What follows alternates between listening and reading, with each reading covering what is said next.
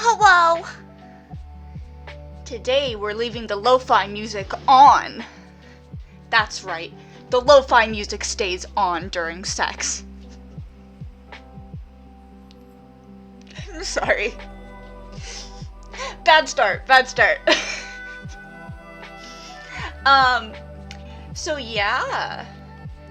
Today, we've been doing a lot of Fire Emblem recently. And as much as I enjoy Fire Emblem, it hasn't gotten like a super good audience, and I've been getting kind of tired of doing it. So we're gonna put Fire Emblem on the back burner for a while. And I thought I would do something that everybody can relate to. Having opinions on completely meaningless topics. So today I'm going to be doing some tier lists from TIERMAKER, which is one of my favorite things to do, honestly. I may have done one or two of these tier lists before in the past, but if so, I'm redoing them now. So yeah, I have some different categories that I've already picked out, and seemed like that was oh, okay. This has like a yellow outline around it now. My screen has a yellow outline on it because it's being recorded, and I don't remember doing that when I window captured Fire Emblem, so that's kind of weird.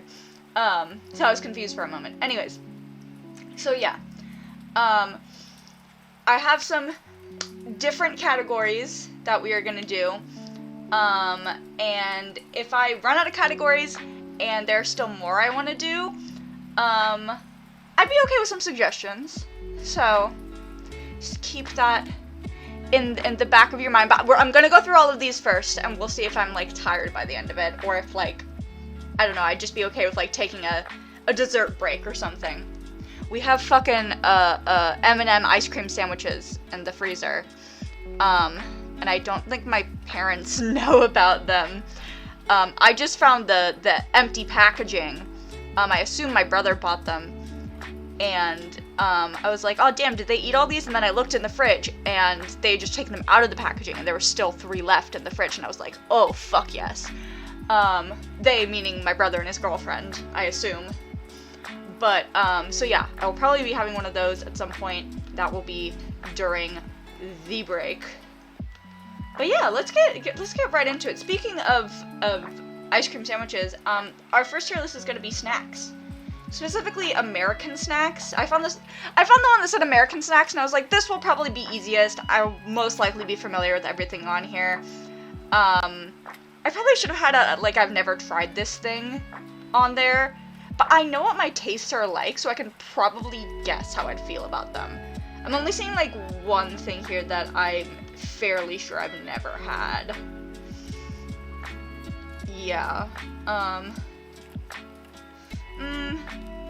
Like 2 or 3 things that I don't think I've ever had before.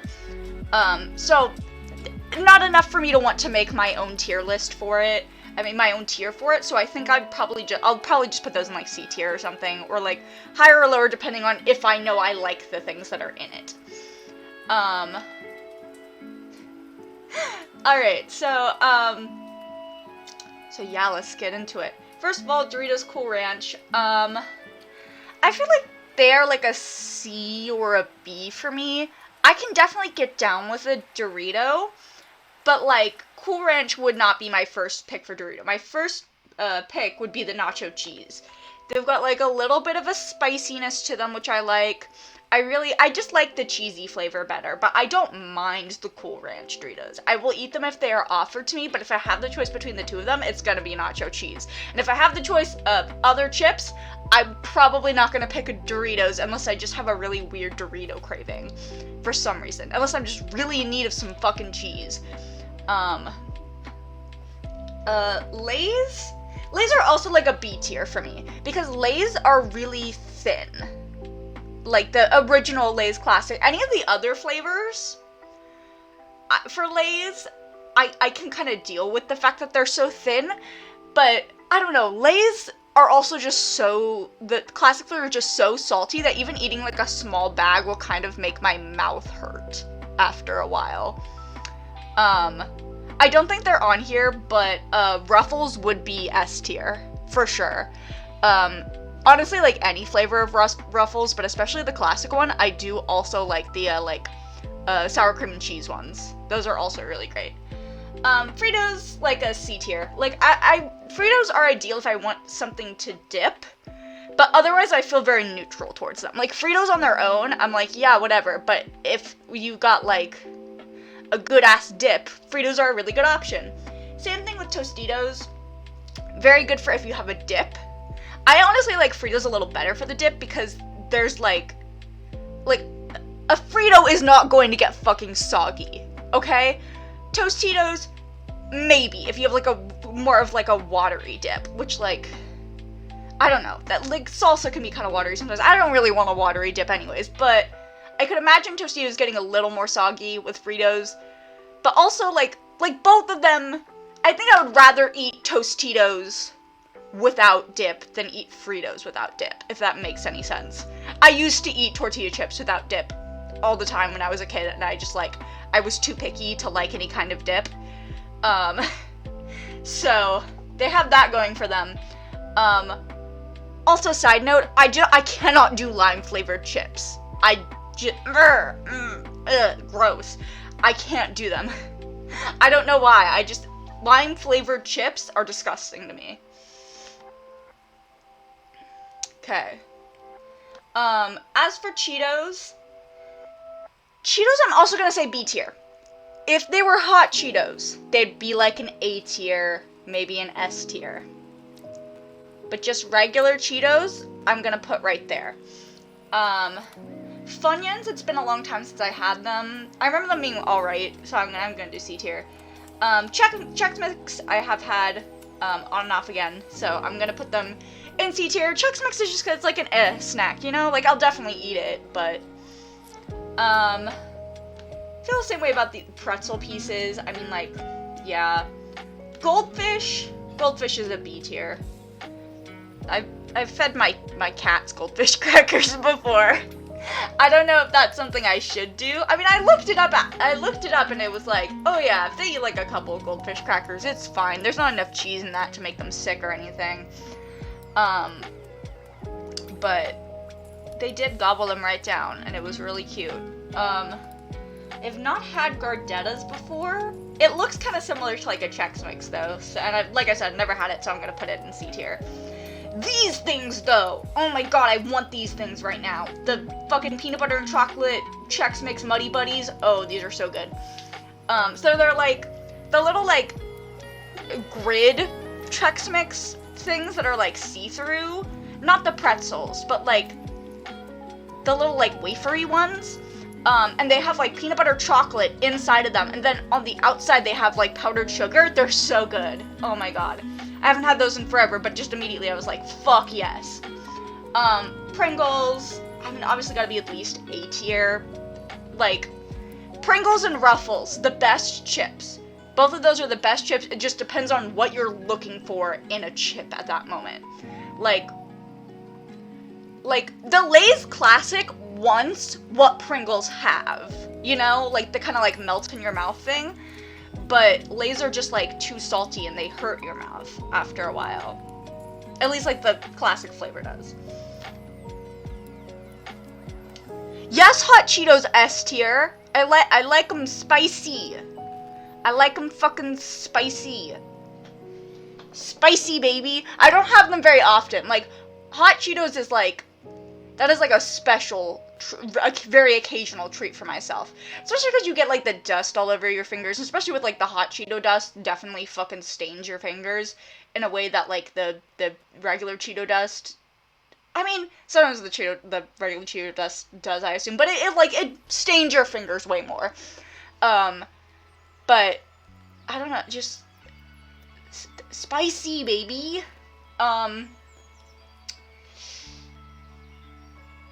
think I'm going to, I like, part of me wants to say B tier, but like, A tier, come on. I wouldn't say they're absolute S tier, because I feel like I can never make up my mind on how I want to eat an Oreo, and I feel like this is the same way for many people. When I was a kid, I definitely always did a thing where I took the top off and ate all the cream first, and then I would eat the cookie part afterwards, which isn't very satisfying, and over the years I started to enjoy just, like, eating them as is more, instead of having, like, a little routine about it, but God, it is so satisfying just eating the cream first, but then you kind of are left unsatisfied with the cookie. Also, there are a couple of, like, the weird Oreo flavors. Not the weird ones, but, like, the different Oreo flavors that I do enjoy. In particular, I really like the red velvet one.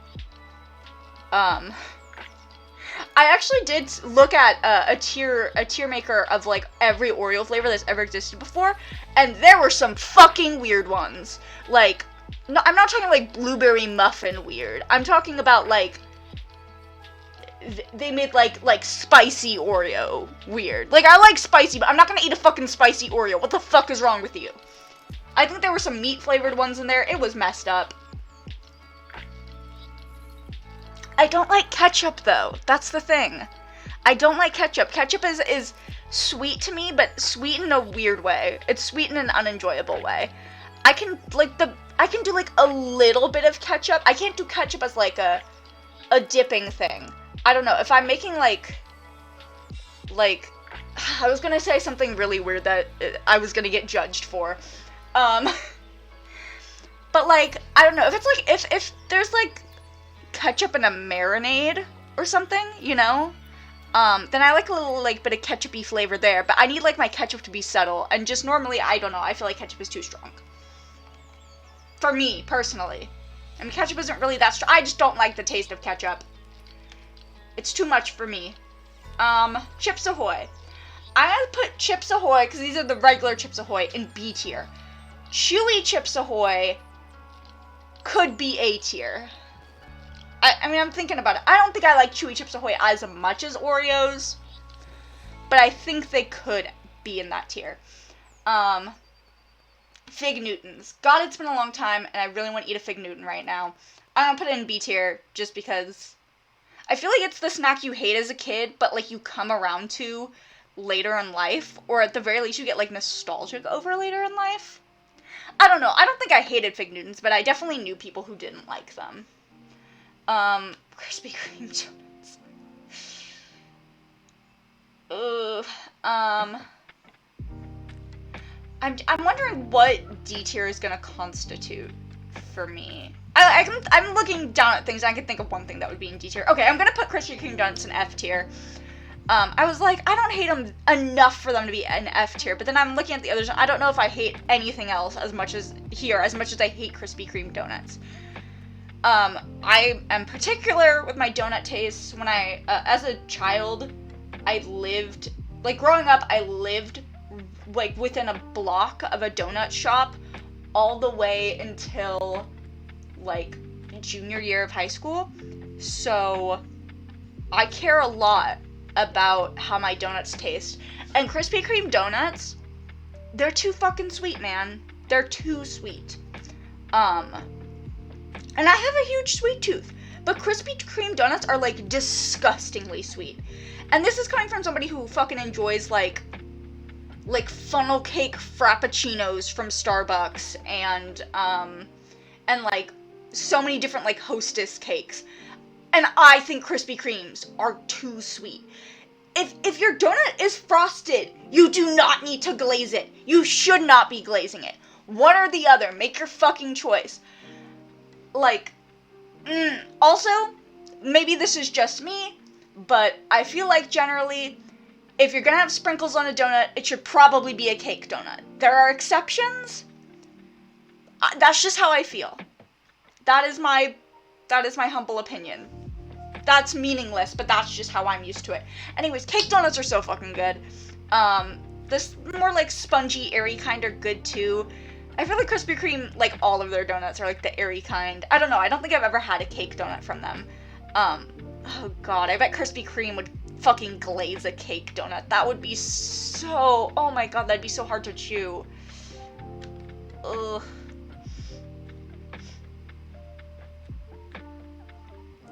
Well, I mean, I don't hate the C tier snacks, is the thing. I will definitely eat them if offered to me. I don't hate any of them. They just wouldn't be my first choices. Like, I will definitely eat them if offered to me, though. So, yeah. The little toast cheese, the little cheese package crackers. Here's the thing, I think I really loved these as a kid, and I want to put it higher, but I haven't had them in so long, and honestly, I bet nostalgia is making these things look so much better than they actually are, because I bet they're kind of bad. They always had those, like, really, like, processed, kind of, like, grainy cheese in them, which I kind of like the texture of that, but it's, like, so fakey cheese. I kind of want one right now, but I just, like, in my head, I'm like, they cannot be very good. Also, Cheez-Its are gonna also have to be in D tier. I don't know, like, I feel like we just had Cheez-Its in my house to the extent of as a kid where, like, I just didn't really like Cheez-Its. You know, we just had them too often. Like, Cheez-Its are a sometimes thing. They're not an all-the-time thing. They're just a little too much for me. They're very sharp. They have a very, like, sharp cheddar-ness to them. Flavor, I guess, should be the word that I look for. But yeah. I think this one is, like, if these were at a party, I would pick almost anything else over it, but if I didn't have the option, then yeah, I would still eat it. F tier is like, no, I'm not eating that shit. There's no way you're getting me to eat that.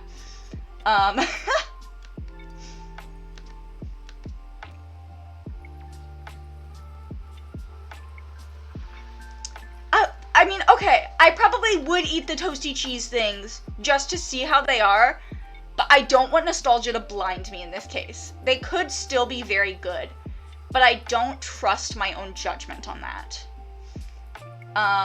Pop Secret popcorn, this is the kind of brand I normally get. That's like C tier, like, it's very neutral to me. It's popcorn, yeah, like, I'm probably gonna eat it, but I don't, like, love it, you know? A lot of these are just, like, snack basics to me. Like, they're better when you have something else with them. Like, for Fritos and Tostitos, it's, like, the dip. And then for Pop Secret, it's, like, or, like, popcorn, it's, like, popcorn's always gonna be, like, more interesting and fun if you have, like, I don't know, if you make, like, flavored popcorn or whatever. God! In the fucking movie theater in my town, they used to have, like, those, like, popcorn, like, flavor powders that you would put on them. Whatever happened to those? Those were so fucking good. There was like a desserty one that was like cinnamon. Basically, it was just like cinnamon sugar or whatever that you put on your popcorn. Was it even cinnamon? I don't remember what it was. It was fucking good is what it was. And I always put it on my popcorn and it made it taste very good. I miss that shit. God.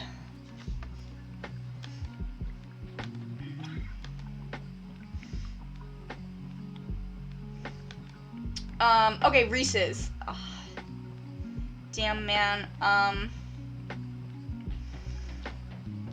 Reese's S tier. I can't downplay my love of Reese's. That was always my favorite candy as a kid, and though I feel like it's not necessarily, like, my first choice of all candies at this point, like, I need to respect its impact on me and my life as a whole. So yeah, absolutely Reese's S tier. All of the other, like, Reese's subproducts too, a lot of them would be, like, S tiers for me. Like, Reese's I just feel like are really good across the board. Like, whenever they come up with, like a sub kind of Reese's, it's usually good. It's usually good. You can't really go wrong with peanut butter and chocolate. Like, they just, perfect. Have you ever had one of those Reese's Take 5s that has, like, the pretzels inside? I wish they made those just a little bit saltier, but they're still good. Anyways, Hershey's bar, just, like, a plain Hershey's bar, that's just gonna be a C tier for me. Because, like, it's chocolate, it's a Hershey's chocolate, it's good, but, like, you know, it's better if, like, I'm using them to make, like, s'mores or something, or I'm just using them as, like, an ingredient, as a part of, like, a bigger snack mix thing, you know? Like, I'm not gonna choose to just eat a plain Hershey's bar, I guess. Snickers. I've had Snickers recently, and I feel like I'm kind of neutral on them. You know? My brother came home with, like, a snack mix that was, like, Snickers, Skittles, and 2 types of M&Ms.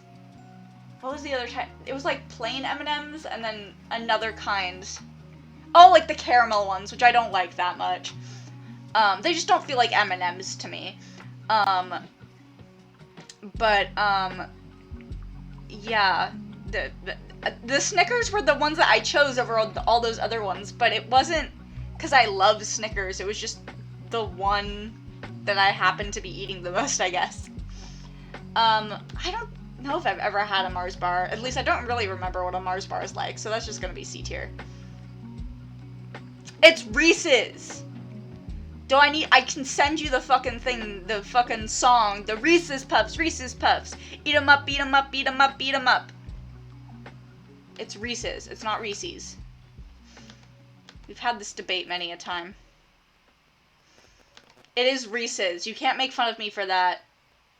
It's Reese's, canonically. Twix is fucking like A tier. Twix is so simple, but it's so good. I just like cookie candy bar. This is maybe gonna be a controversial take. I don't know why it'd be controversial, but I hear people saying, like, this is the candy bar that, like, nobody likes. No, fuck you. Milky Way S tier. Milky Way is it's just, like, light and fluffy, and it's like eating a little chocolate cloud. It's so good. So fucking good. If you haven't had a Milky Way in a long time, they're probably better than you're thinking they were. Bounty, I have not had one of these. At least if I had, it hasn't been in a long fucking time. But it's coconut and chocolate, and I do love coconut. So I'm gonna put it in B tier, just on the idea. I think I would like them more, you know?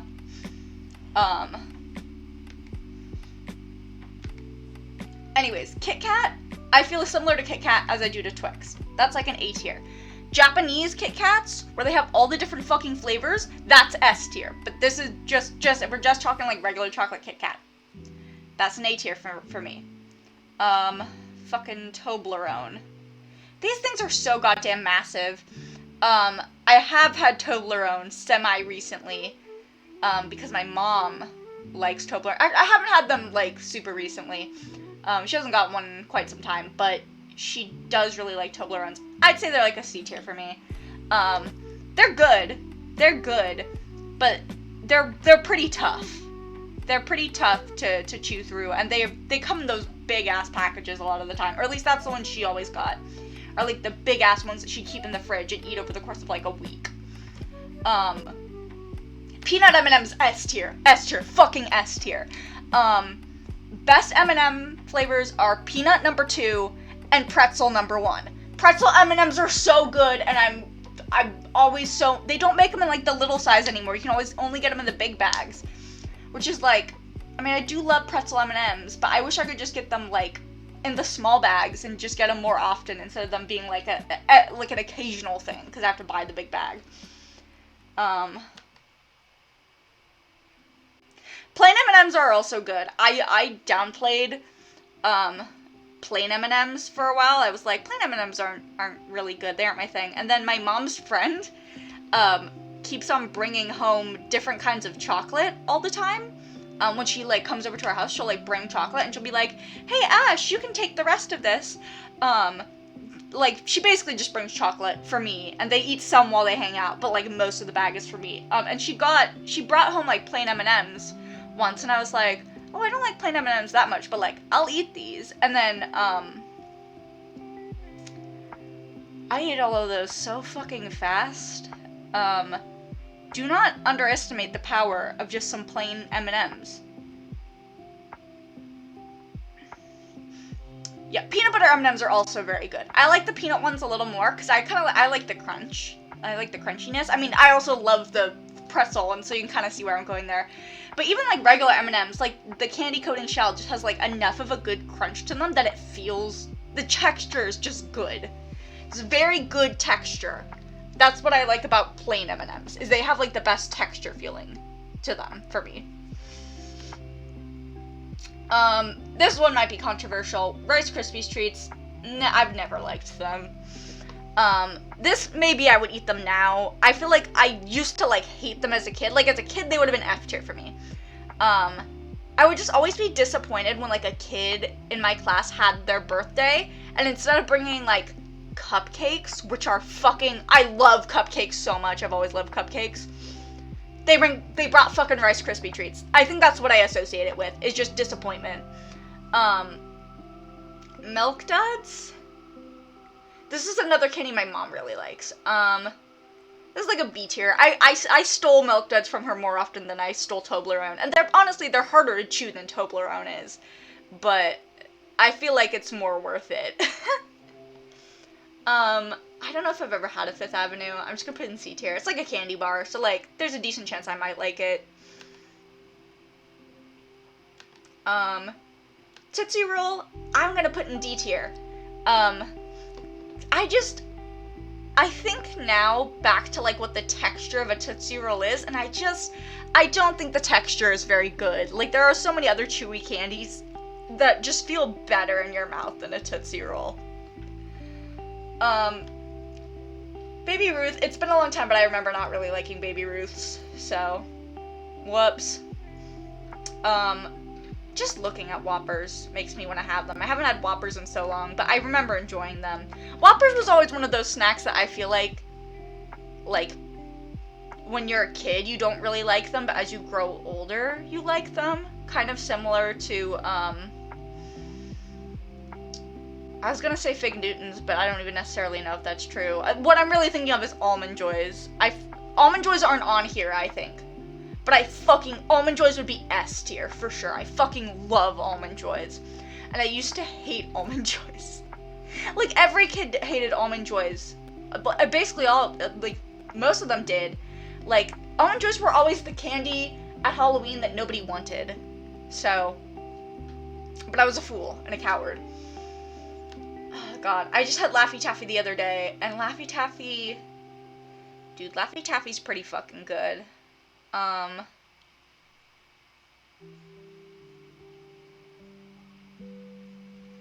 gonna say A tier.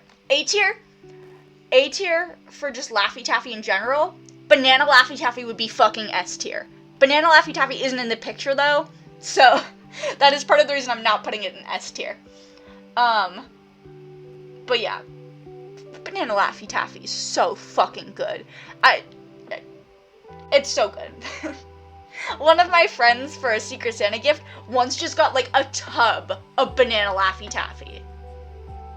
That's the dream, right? Airheads. Airheads I'm gonna put in B tier. I feel like I like a lot of the flavors of Airheads, but Airheads aren't as good as, like, Laffy Taffy. Like, they're kind of grainy, and as you chew them, they kind of dissolve away in your mouth. Like, you don't get, like, a nice long chew like you get with like Laffy Taffy or something. Man, I gotta listen to my heart. Fruit Roll-Ups S tier. It's been so long since I had a Fruit Roll-Up, but I still know their taste perfectly on my tongue. Fruit Roll-Ups. And the ones where they have like little temporary tattoos for your tongue. Aw, man. Hell yeah. I want a Fruit Roll-Up now. Jolly Ranchers also S tier. Are you kidding? Jolly Ranchers. Come on. There's not a choice to be made. They are S tier. Twizzlers. I don't know if this is controversial, but they're like a B tier for me. I think they're alright. What would be controversial, but they aren't here, is, Red Vines are like a D or an F tier for me. I just don't like Red Vines. Black Licorice, though, even more controversially, would probably be like an A tier for me. I know, I messed up, I guess. But like Kroger M&M cookies, those are like a C tier. I'm not super into like a really crunchy cookie. I prefer like a soft cookie, which I guess is why I said that the Chips Ahoy Chewies would probably be a tier above regular Chips Ahoy, but you know.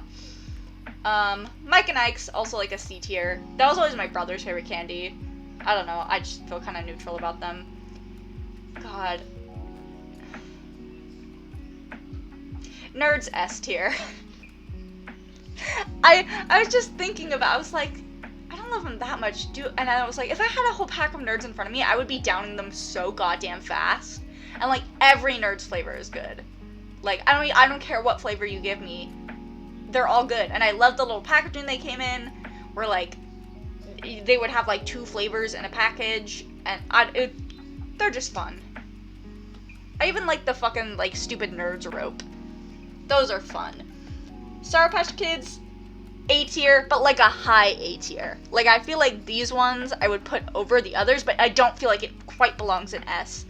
Mostly because I really like the red and the blue ones, but I don't like the other flavors as much. And also, like, they are really sour. I can't eat, like, a bunch of them without, like, starting to feel my throat getting, like, a little bit raw. You know? Pop-Tarts, we're gonna go with a B. I used to really like Pop-Tarts as a kid. I think they've kind of grown stale to me. Ha ha ha ha ha. And yeah, I'm putting them on B tier because some flavors I think I could still really enjoy, particularly like the really sugary ones, like the chocolatey ones and stuff, because those weren't the kind I had as a kid. I always had the fruit kind. And I feel like the problem for me with the fruit kind now is it's just like, they really, really don't taste like fruit to me. They taste very fake. Which I'm fine with some things, but with Pop-Tarts, there isn't enough left there to satisfy me. So I think trying, like, I don't know, like the s'mores ones or whatever, you know, like, that feels, like, more honest to what it is on the package to me. I'm getting more what I expect out of it. I don't think I've ever had these Cracker Jack things. So, C tier, I guess. Swedish Fish. B tier. Probably like lower B tier, similar place to Pop-Tarts to me. They're one of those things that I don't think of myself as liking a lot, but if you put a bunch in front of me, I would probably eat more than expected. Twinkies, B tier. I can understand some people who think the Hostess cakes are too sweet. And Twinkies is not my first choice of the Hostess brand, because they're kind of like the plainest ones. But they're, like, I can be down with the Twinkie, but it's definitely an occasional thing. I think Nutter Butter...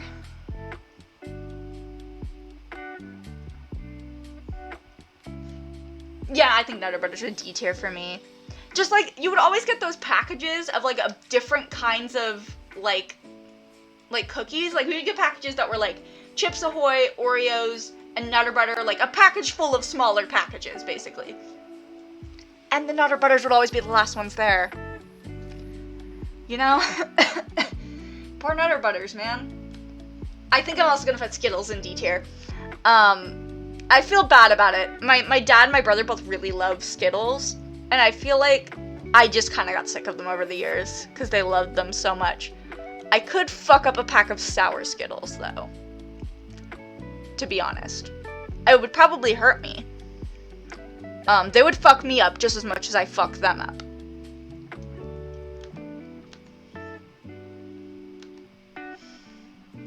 Fucking Jelly Bellies. Oh god. I'm gonna put them in A tier. They're almost S tier, but there's just so many different flavors of them. But I do really enjoy just getting a pack of, like, a big pack of, like, a bunch of different flavors of Jelly Bellies and just downing them. Lifesavers, like a B, have some fond memories of them. I don't know if I've ever had combos. And then, Welch Fruit Gummy. I'm gonna go with my heart, B. It's fruit gummy. I feel like that one is the opposite of the toasty cheese crackers, where I'm like, no, I'm gonna accept the fact, my nostalgia, okay, my thought with them is like, I feel like I've had them more recently, and also, I feel like I know what I'm getting into with Welch's, where I'm not as sure I know what I'm getting into with, like, the toasty cheesy things. So, let me... Oh, okay. Snack tier list. Okay, we're saving this. Saving this to my account. Ooh, I do have an account on TIERMAKER. It's silky_wishes. It's connected to my Twitter, I guess. Ooh, we should share these on Twitter.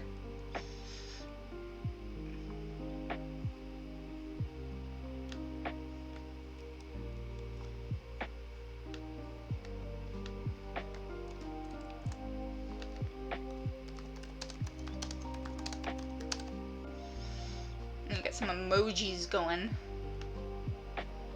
Oop, boop, ba-doop.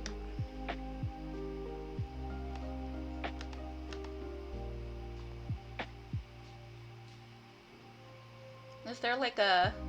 Ooh, popcorn. Okay, yeah. I didn't want it to just all be candy. And I didn't feel like it's snack foods.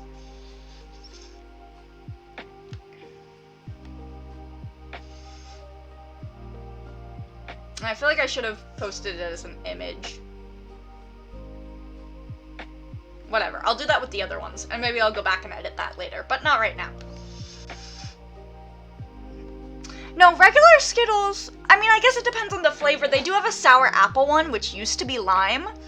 But they have the one that's like they have the ones that have like sour coating on them, you know, like the like how Sour Patch Kids do. Like it has like citric acid on them.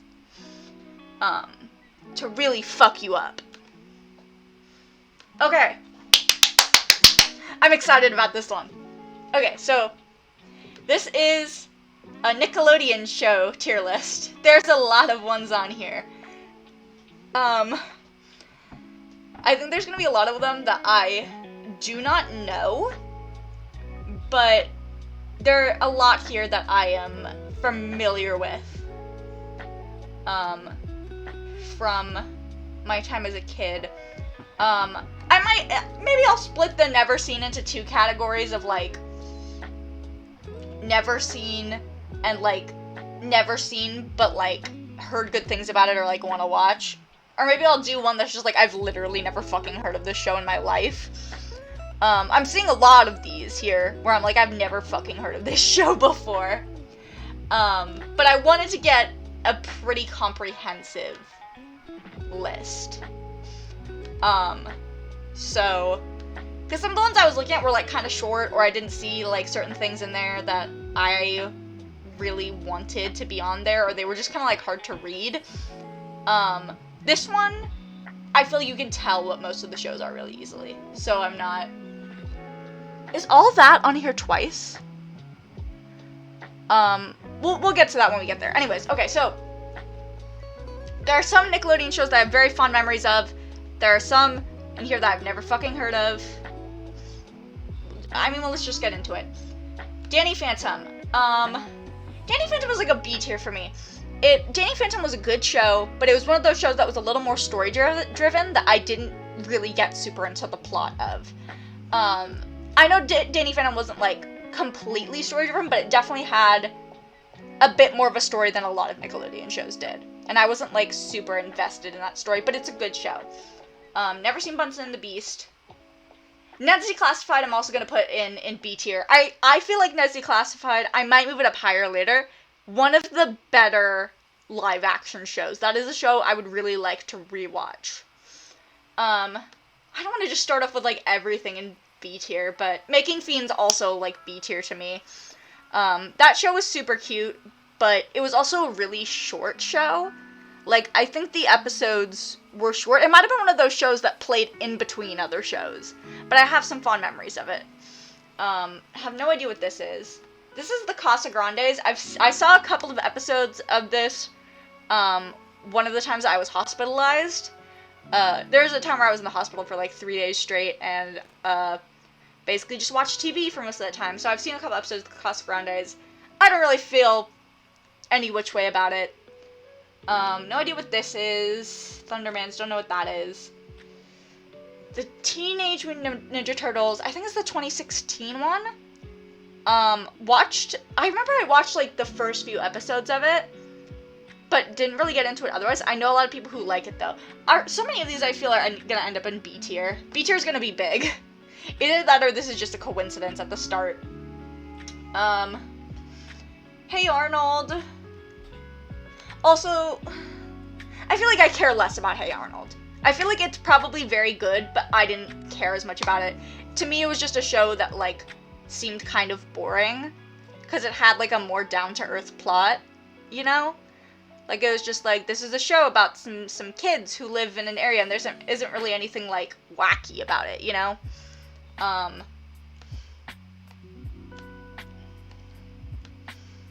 Okay, Big Time Rush. I had a friend who was obsessed with Big Time Rush as a kid. Also gonna put it in B tier just for some of those fond memories. Sanjay and Craig, I've watched, like, one episode of. It's a D tier. Victorious will be the first A tier. I've been going back and looking at some stuff from Victorious, and I really want to rewatch that whole show, because that show was so fucking funny. And I just really like the whole concept. I mean, I'm a theater kid, so I really like the idea of, like, an arts high school, and I think that just really appealed to me. It was a little after my time, I think. I think if I was younger, this would have been, when it came out, this would be in, like, S tier for me. But I think I was just kind of starting to, watch Nickelodeon less around that time. Yeah, like I said, I think Ned's could be higher if I rewatched it, and it's definitely the one that I would like to rewatch the most. And I think it is one of the most solid. I think it's definitely probably one of the best ones, but I just don't feel confident placing it any higher than B tier, I guess is what I'm trying to say. Harvey Beaks. I'll put this in C tier, because I haven't seen that much of it, because that came out when I was, like, probably, like, 16? Maybe even older than that. But I definitely feel like it definitely seemed really cute. Drake and Josh, I mean, this is a hard thing to place now that all the shit about Drake Bell happened. I'm gonna put it in B tier. Like, I definitely also think it was one of the stronger, I mean, it is the Nick, like, live-action Nick show that defined so many others. Like, I feel like it had the biggest impact. But there are some bad associations with it now. Just, you know. Naked Brothers Band, oh my god, we owned the CD for Naked Brothers Band as a kid. I think just for that it has to be bumped up to B tier and not C tier. Like, look, B tier's already so fucking big. Don't know what these are. Penguins of Madagascar. Some of these I'm feeling like part of me wants to put them higher, but I just don't feel confident enough. Or I'm like, this show is probably, like, not actually that good, and I'm, like, not remembering. But there was a point in time where I was kind of obsessed with Penguins of Madagascar, so I have to give it its due diligence and put it in A tier. They were the best characters in the Madagascar series. The Penguins of Madagascar TV show is better than the entire Madagascar series of movies. I said it, and I'll say it again.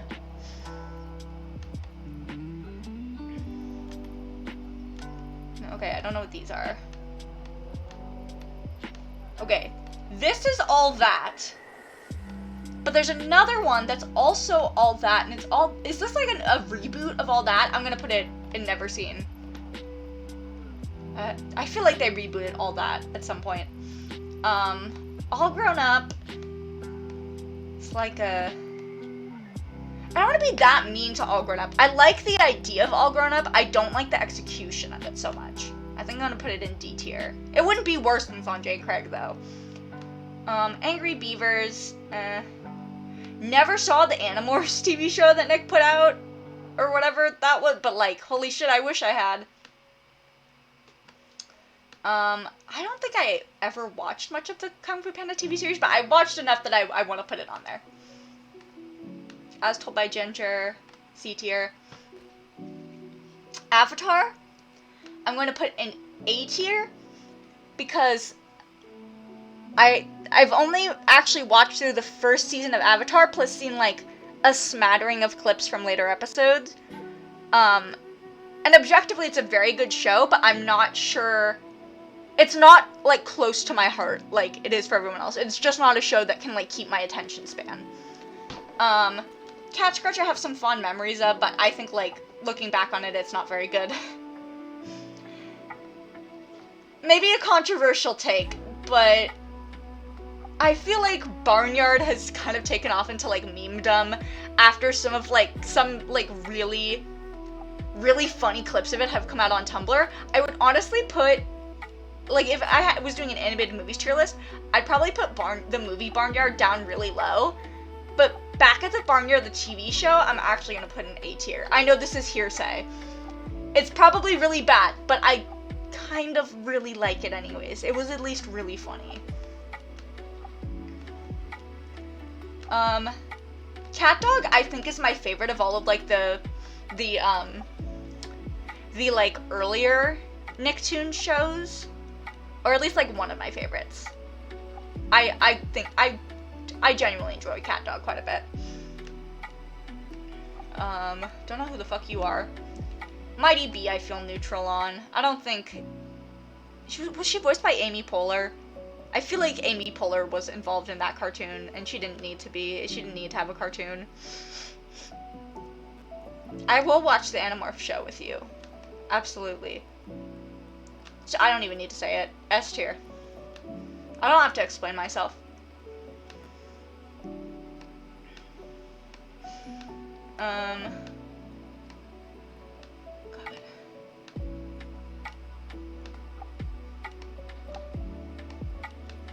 I've definitely seen this funky little puppet guy before, but I've never watched that show. Doug is like C tier. I feel so neutral about Doug. He's whatever. All That, definitely A tier. My Life as a Teenage Robot, A tier. LT Gray, A tier. One of my most wanted characters for the fucking, like, Nickelodeon All-Stars Brawl show they're making, absolutely LT Gray. Please, for the love of God, put LT Gray in that game. I would main LT Gray. Please put him in your game, Nickelodeon. You'd be such a cool fighter. I know you've forgotten all about him, but he was so... I loved that show so much.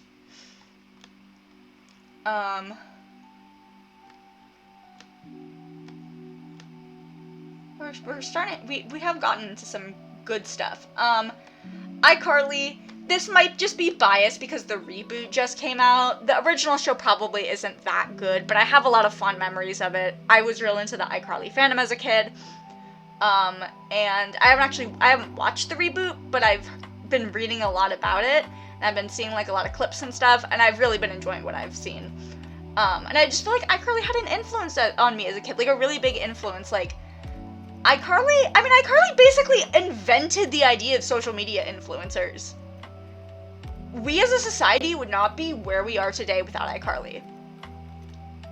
This is facts. She really shaped history. Also, I had a huge crush on Jeanette McCurdy as a kid, but that has nothing to do with any of this. That has nothing to do with the rating. Loud House is like C tier.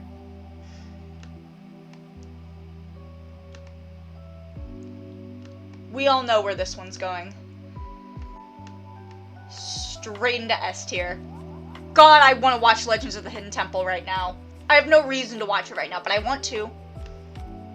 My God, we still have quite a few to get through. Okay, I don't know this. Or this. Monsters vs. Aliens, fuck that show. Mr. Meaty. That's like a D tier. Mr. Meaty is a weird show. It's probably objectively a bad show.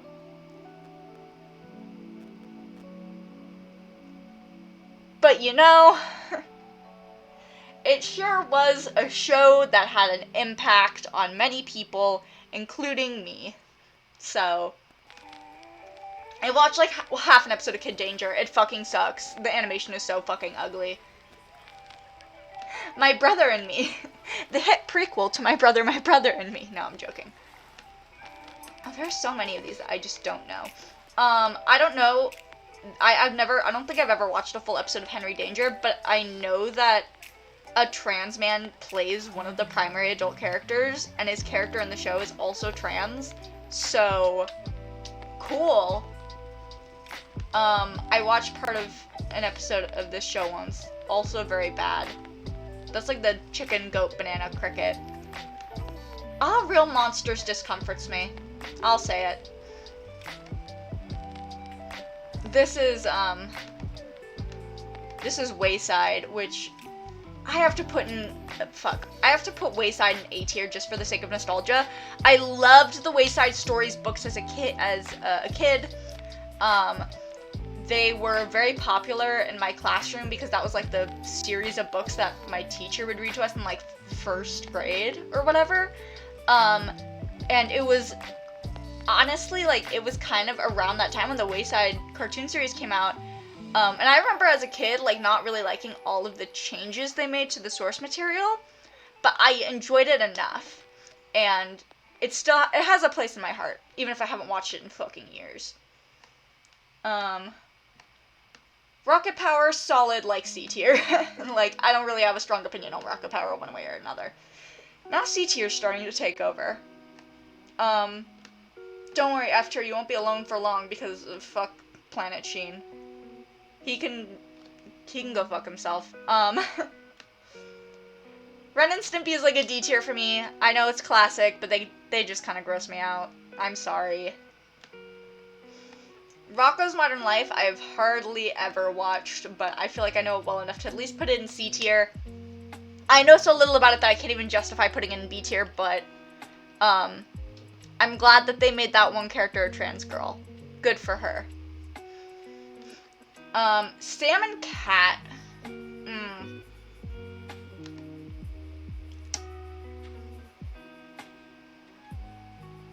Oh my god, yes. I'm so glad that you also know Wayside. Wayside was such a large part of my childhood. Anyways, okay, Sam and Cat. You would think, considering that I put Victorious and iCarly really high up, that I might put Sam and Cat decently high as well. But here's the thing, even though I do enjoy Victorious and iCarly in their own ways, and Drake and Josh as well, fuck Dan Schneider. Fuck him so hard. He's a total creep. I hate his guts. He's awful. And Sam and Cat just encompasses what I don't like about Dan Schneider, and it just encompasses some of my problems with Nickelodeon as a production company in general. Because Sam and Cat was made because Jeanette McCurdy wasn't like the goody two-shoes that they wanted her to be, and Ariana Grande was. Like, she was their star child. Like, she did exactly what they wanted her to, and they basically put their characters on a show together to see if she could influence Jeanette McCurdy to kind of fall in line more. And that did not work out. And there's a bunch of other things about how Jeanette McCurdy fucking hated playing Sam because they made her eat weird shit all the time, and she had an eating disorder at the time, and yada yada yada. That, like, lots of yikes stuff. That's why she's not in the iCarly reboot. Love her though. She's great. She's still working in TV, but just like behind the scenes and stuff.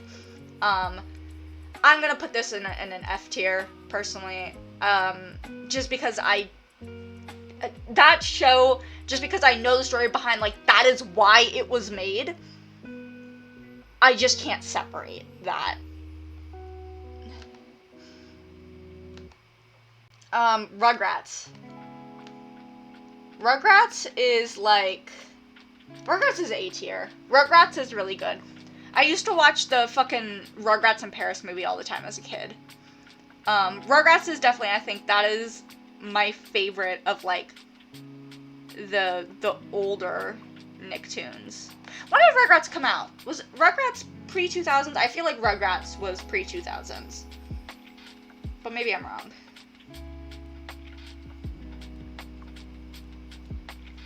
When did Rugrats premiere?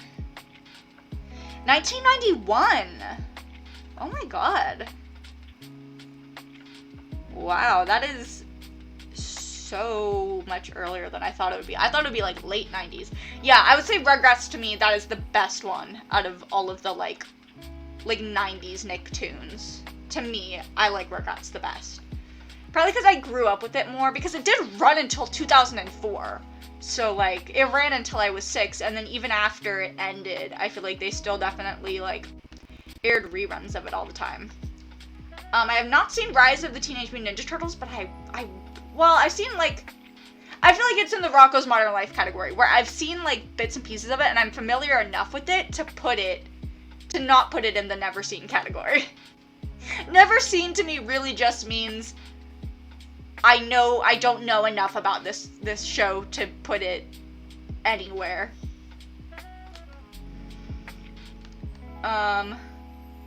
Oh man, Chalk Zone.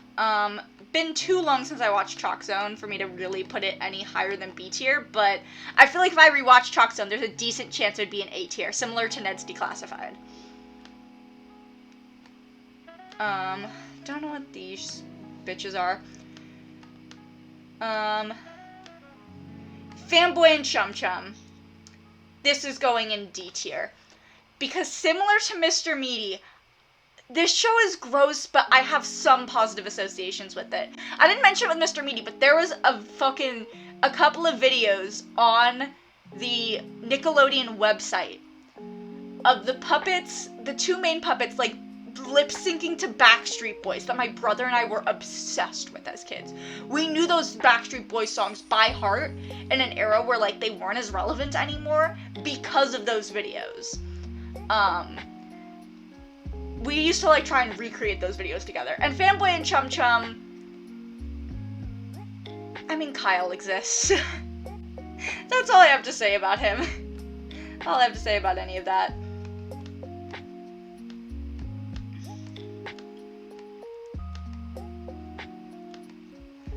Winx Club. I'm gonna put Winx Club in B tier. B tier. Winx Club's gonna be in B tier. Because I did not really like the Nickelodeon dub of Winx Club when it came out. Because, like, the weird thing about the Nickelodeon dub of Winx Club is they, like, skipped the first season, I think, and just made, like, a recap movie about it, which was weird. And they changed a bunch of the animation to put them in, like, their later outfits instead of the early outfit. I don't know, it was weird. They redid animation and stuff, and the dubbing wasn't good. I don't think any Winx Club dub has really been that good. I wish that it was, like, easier to find, like, Winx Club in Italian with subtitles, but I haven't been able to find it anywhere. I would love to watch Winx Club in the original Italian, honestly, because none of the dubs are really that good, and I honestly would not be surprised if the dubs weren't that faithful. Also, none of the dubs cover the entire series, but either way, I love Winx Club deep in my heart. Winx Club was influential on me as a person, so I feel like I have to put it in B tier, at least, even if I don't like that dub of it. Attack on the Power of Juju. I don't know. I feel somewhere in my heart I always felt that this show was probably really racist. I don't think I have any really strong opinions on it other than just, it's weird. I don't think I like it. Glitch Chex I have not watched, but I know a lot of people who really like it, and I really want to watch it. So I feel like that is enough of a bias on it to put it in, like, B tier. So I really want to watch Glitch Chex sometimes. I think it's on Netflix. It looks so cute. It looks so cute. I love the character designs. Okay, we're getting towards the end here.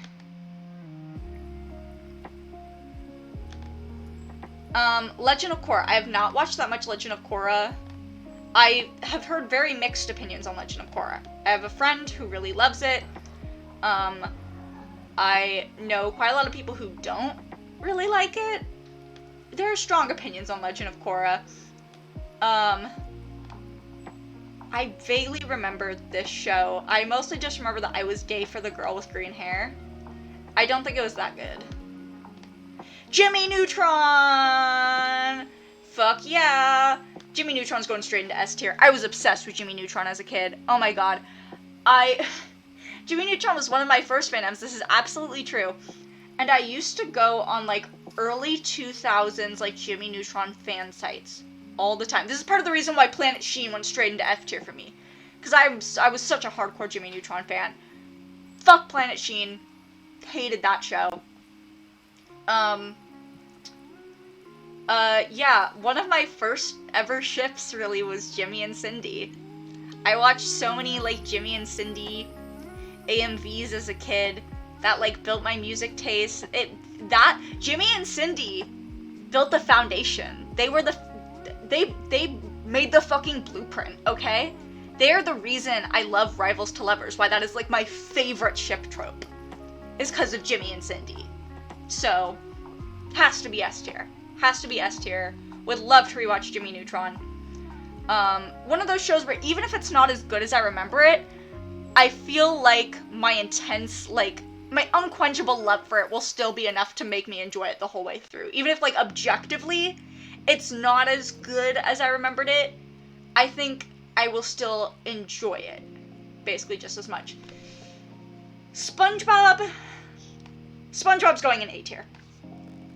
Newer seasons of SpongeBob obviously aren't that good, but I'm thinking of the classic seasons. Those are most of the ones that I've watched. I have watched some newer episodes that aren't very good, but, like, I gotta respect our ancestors here. He was so influential in his field. You don't understand. You know? I feel like I'd be doing him a disservice by placing him below A tier.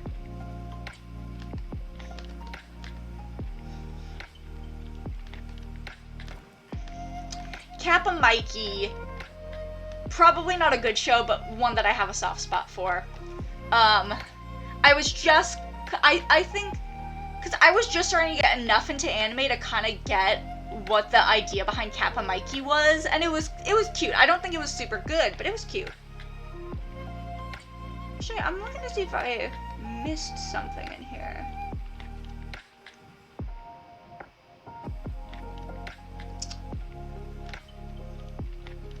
Are they missing?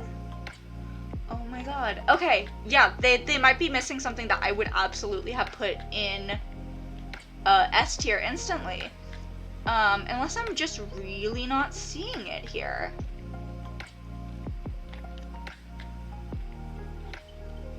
Oh my god.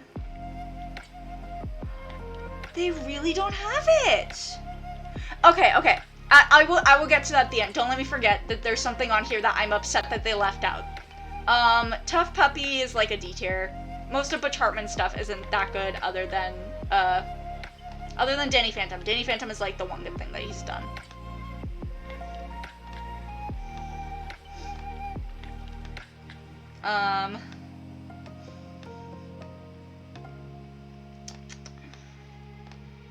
I have not watched Alvin and the Chipmunks, but I have a soft spot in my heart for Alvin and the Chipmunks in general, so I'm just gonna put him on there.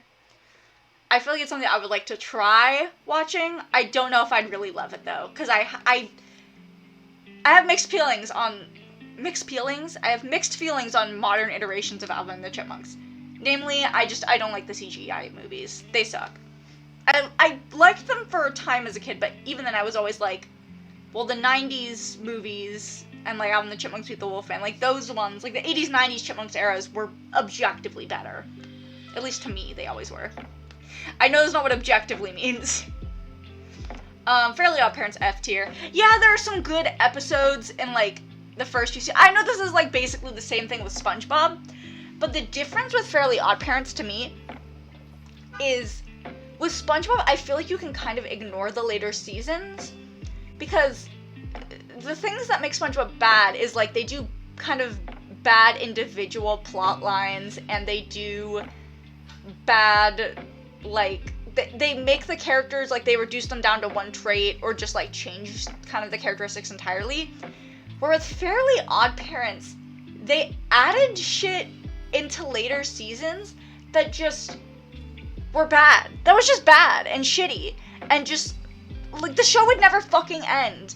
And it was just, like, I've heard so many stuff about, like, Fairly Odd Parents that just makes me retroactively hate the rest of the show. Like, the fucking season where they added in a talking dog, and the season where they added in, like, a little girl who Timmy has to share his fairies with. And also there was a special that came out where fucking, like, it turns out that years and years have actually passed by, but Timmy did, like, an illegal wish so that he would never grow up. And this was, like, a secret? Or what? This is a canon. This is absolutely a canon thing. I just feel like I'm bitter, and I feel like they should have ended Fairly Odd Parents after the, like, I want to call it Cyber Chase, but that's the Scooby-Doo movie. But that movie, where they, like, went into the TV and shit. Because that episode, I think I watched, like, a video essay on something, where that was, like, the perfect finale for the series. And they didn't take it. It probably was meant to be a finale, but then that season did so well that they did another one. And I think there's at least, like, a second point where they did, like, the big, like, 3-part special movie thing where, like, Timmy goes into space and stuff, and there's a bunch of Star Wars references. I remember that being, like, not as good, but still pretty good. That also would have been a good place to end the series on. Because I feel like past that point is where it's, like, really bad. Because I don't hate all the stuff with Poof. And I feel like there is some good stuff in there, but, like, I don't know. There's so much I'm bitter about with Fairly Odd Parents that it's gotta be F tier for me. And Butch Hartman made it, yeah. and Bitch Fartman made it.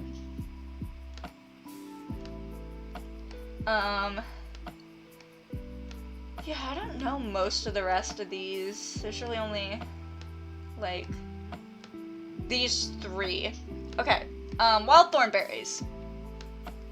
It's like a C tier for me. That's how I feel about a lot of the older shows, is they just don't stand out as much to me. A lot of them kind of have, like, simpler plot lines. Like, As Told by Ginger and Hey Arnold. Those are, like, and, like, Rocket Power 2, to some extent. Like, those are just, like, we are normal people, living normal lives. They're kind of like animated sitcoms, I guess. And Wild Thornberries isn't really that because, like, she lives in the jungle with, like, her, like, archaeologist parents or whatever. But, I don't know, I just, like, maybe it's just because it was a little before my time, but, like, I never really found that show interesting. Zoe 101, I feel like I did not catch that much of Zoe 101 enough to really be attached to it. I feel like this is the Nick live action show that I care about the least out of the ones that were, like, part of my time. Like, I mean, yeah, look at how it's going here. Like, Big Time Rush and As Declassified and Drake and Josh, Naked Brothers Band, iCarly, Victorious, like, these are all up here. Also, All That is up here, but All That was, like, an early one. And then I don't even remember what this fucking show is called, but I totally remember this fucking moose-ass bitch's face, and I remember fucking hating this show, so into F tier he goes. Jesus, I'm gonna need to grab some water. Yeah, this is the Nickelodeon show one. I'm gonna actually delete this row. Because, it's really big.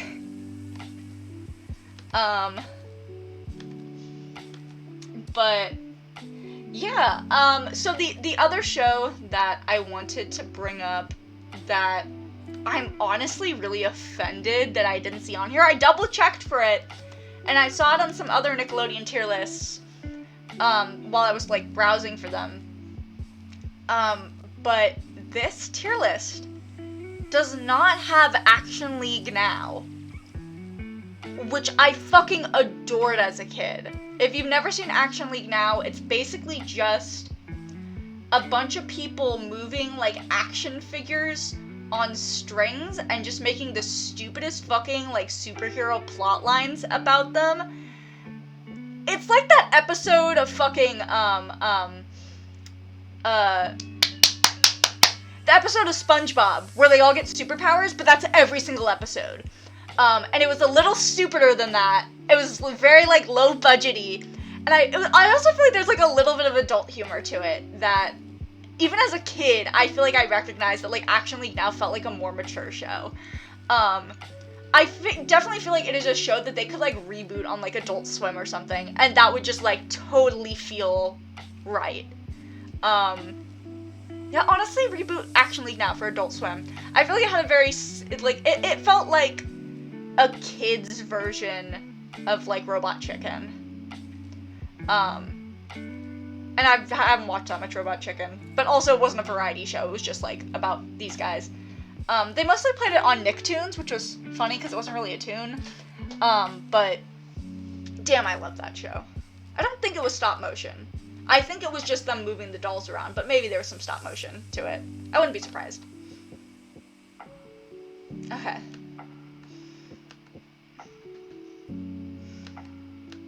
Okay, well, that would... Oh, okay. Download the image.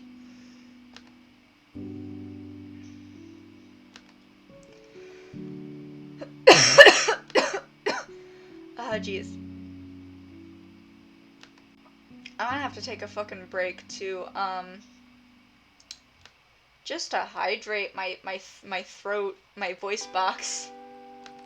Cause, oh my god, this doing tier list involves so much talking. But yeah, let's share this one to Twitter too. I'm gonna share all these to Twitter. I have a lot of people.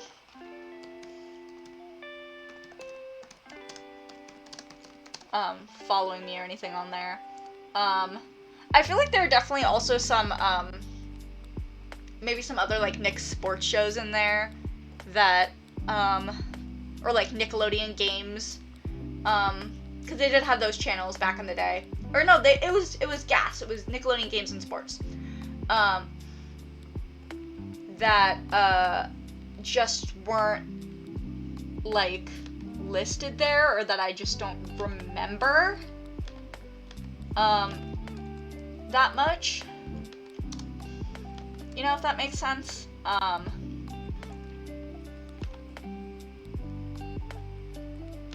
But yeah.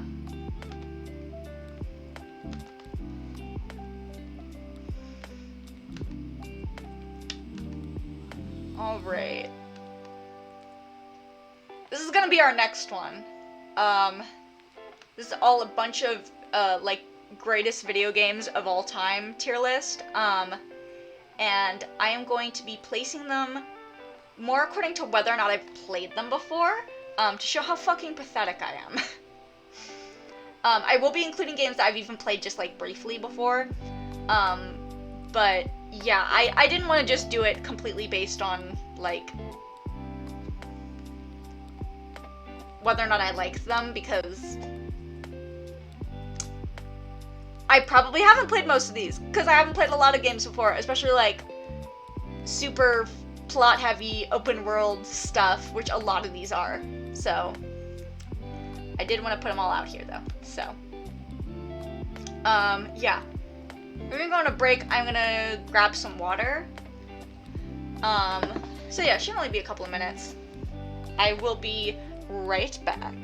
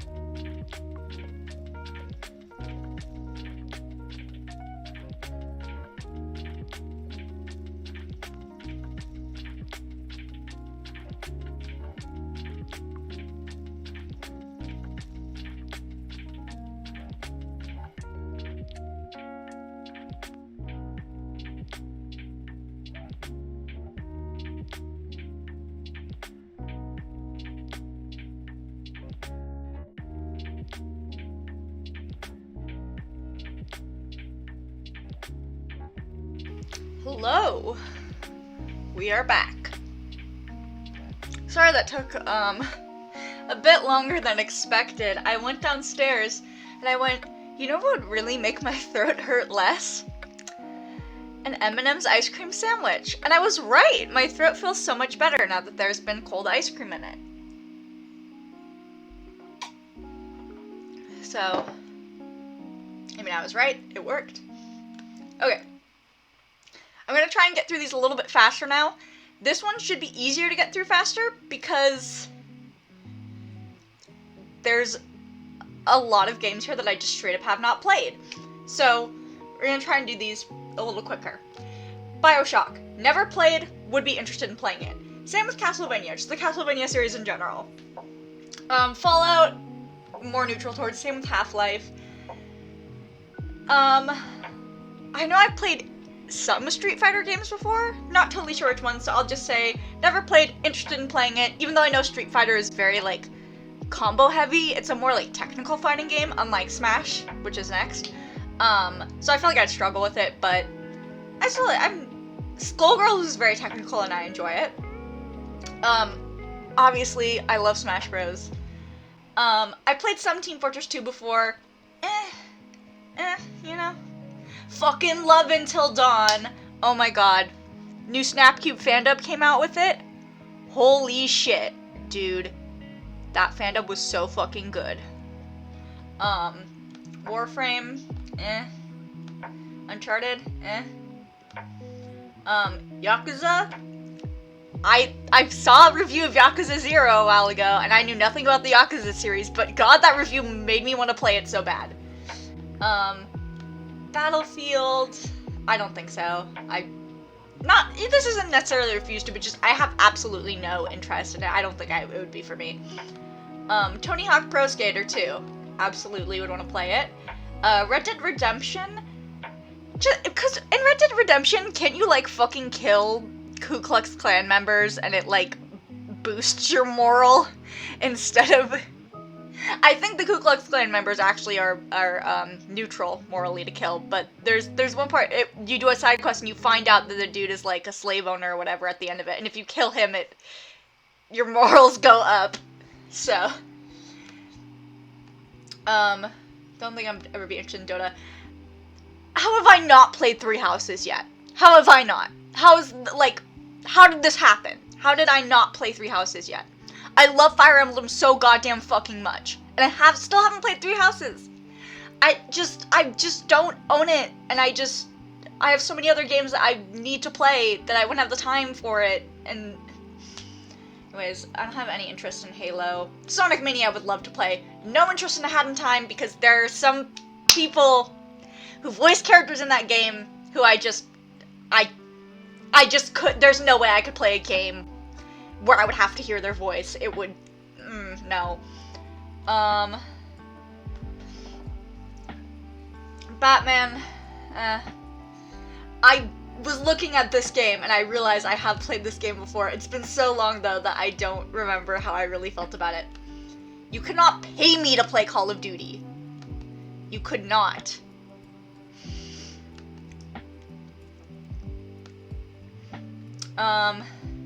Crash Team. Mass Effect, I feel neutral on. Would probably want to try the new Final Fantasy.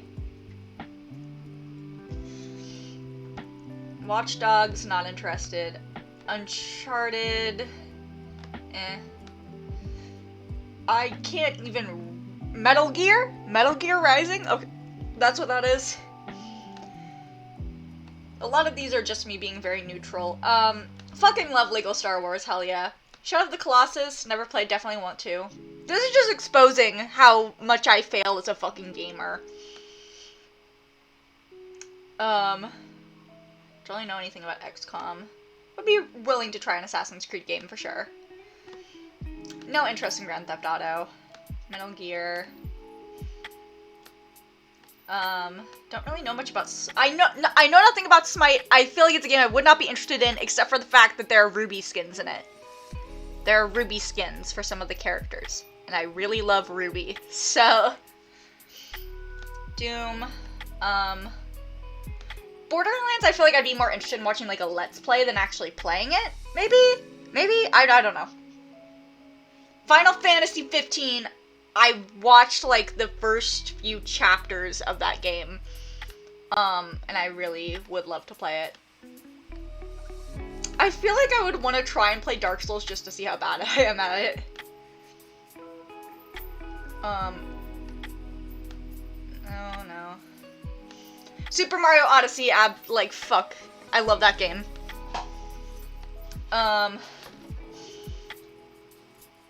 Devil May Cry.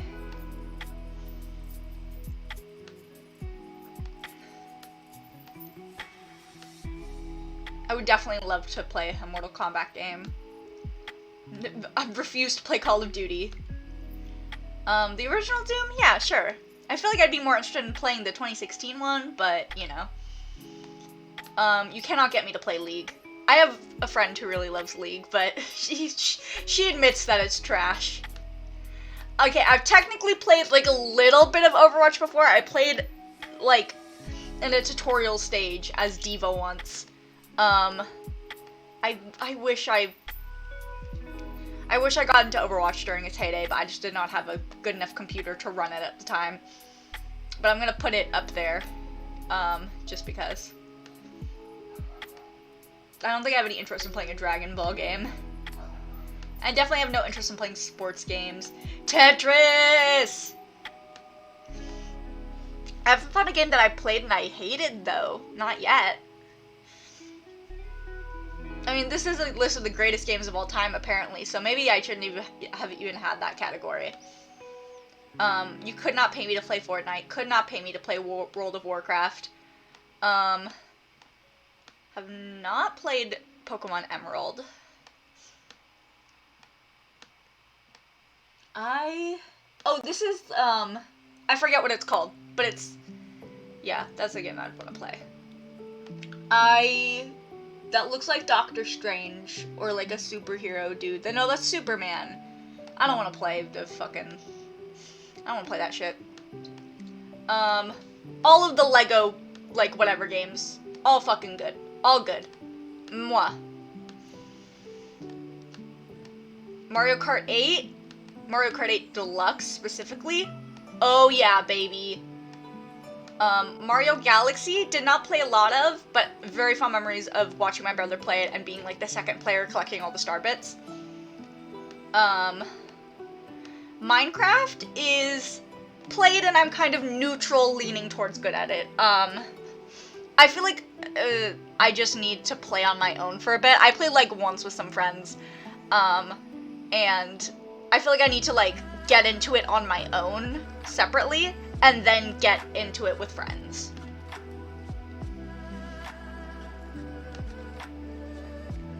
Ugh.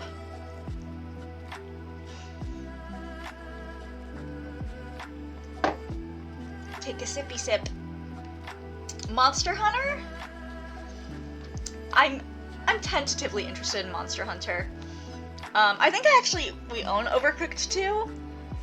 I just have not played it yet. Pac-Man! I've played Pac-Man in arcade, in, like, arcades and stuff before, of course. Persona 5, technically I played, like, the first, like, 5 minutes of Persona 5. I'm not gonna count it. I have not really played Persona 5, but I want to play it so badly. Pokemon Sword, definitely would play. Pong, I mean, I feel like everybody's played a little bit of Pong. Whether it was, like, I mean, like, Pong clones and such. Or a game that was basically just Pong. You know? Portal 1 and Portal 2 we definitely want to play. Jackbox Party Pack. This is Party Pack 6 specifically, which I have played some of. I really enjoy some of the games from Party Pack 6. But all of them, I love all of them with love. Play the Resident Evil remake, in part because of the Resident Evil 2 fan dub. I love it. I think that's RE4. Don't know much about Sekiro. Super Metroid, definitely be willing to. I don't know if I've ever actually played any of Super Mario 2, aka Doki Doki Panic. Super Mario Galaxy 2, there you go. Okay, I do have one for played and didn't like. Because, I couldn't get into Terraria. I had, an ex gift it to me on Steam because it was their favorite game. And it just wasn't for me. You know, I feel like maybe if I had somebody to, like, guide me through playing it, but, like, we weren't... I think this might have been before I dated that friend, and we were, like, very casual friends at the time, and I didn't feel like we were friends enough to, like, play games together online. So I didn't really have anybody to, like, guide me through how to play that game. I feel like maybe if I did, I would enjoy it. I've watched people play Terraria and enjoyed watching them play Terraria, but I didn't enjoy playing it myself because I just, like, did not... Nothing in it clicked with me, I guess.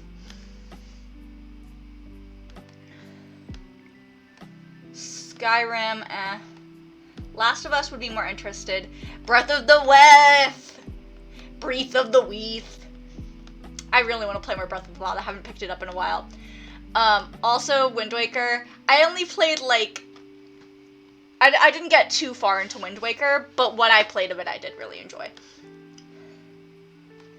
I don't think I've ever played Ocarina of Time, but I really want to.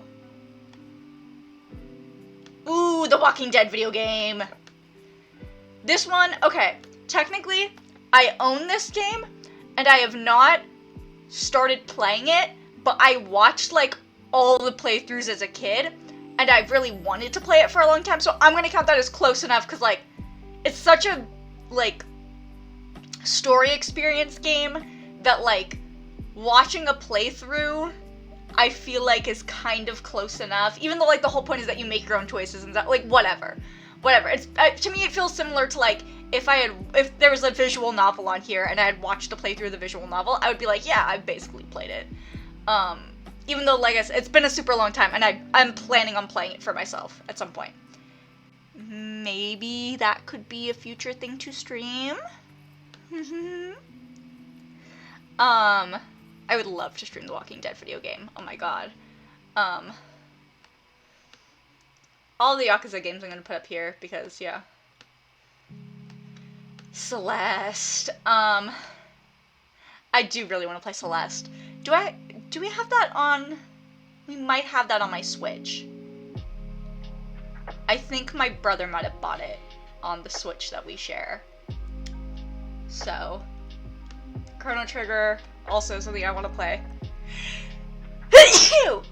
Oh my god.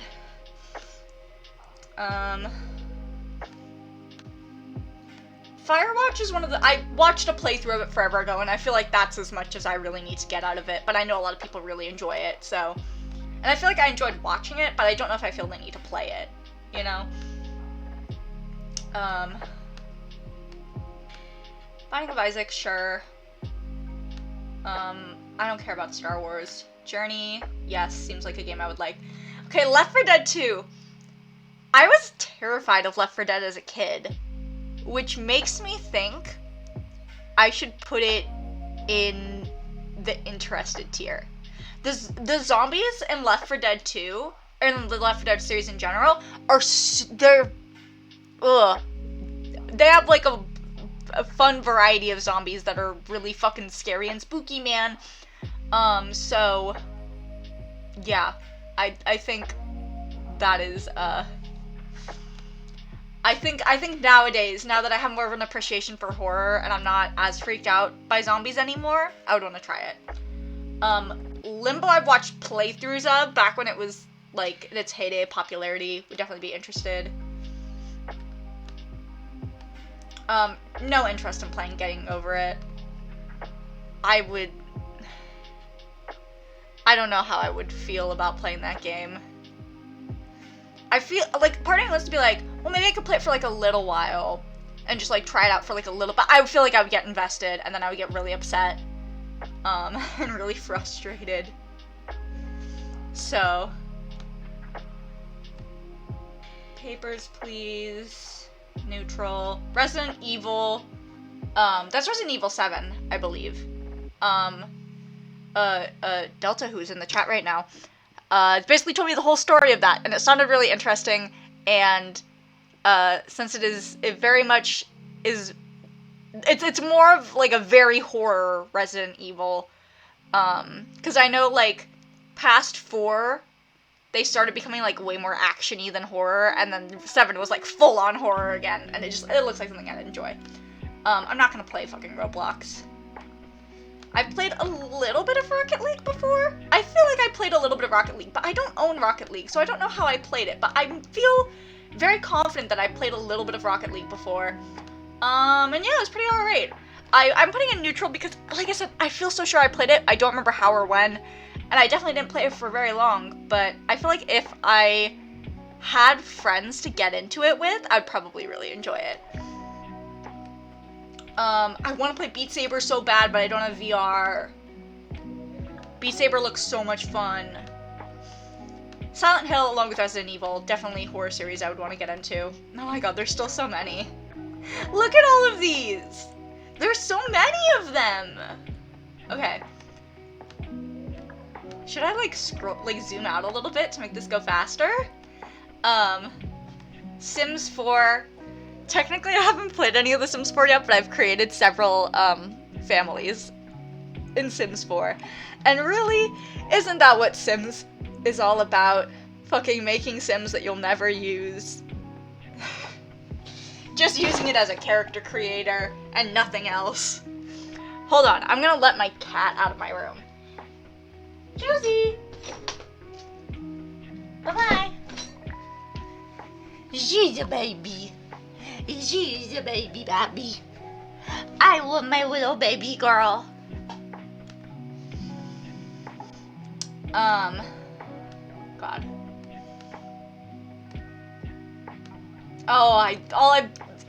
Infamous, all I can think of is the fucking, I keep on referencing Snapcube, because I fucking love Snapcube's videos. The fucking, the Kermit bit when she was streaming Infamous Second Son. I have a friend who really likes Civ, so I feel like I would want to try it. I've heard the Spider-Man game's really good, so sure. No interest in trying Spore. I think the McElroys have taught me that that is not a game I am interested in, ever. Obviously I played Wii Sports. It's good. It's good. It's not bad. Bully, definitely a game that I would want to try playing. Delta, who I will mention again, friend of the stream, fucking loves Bully.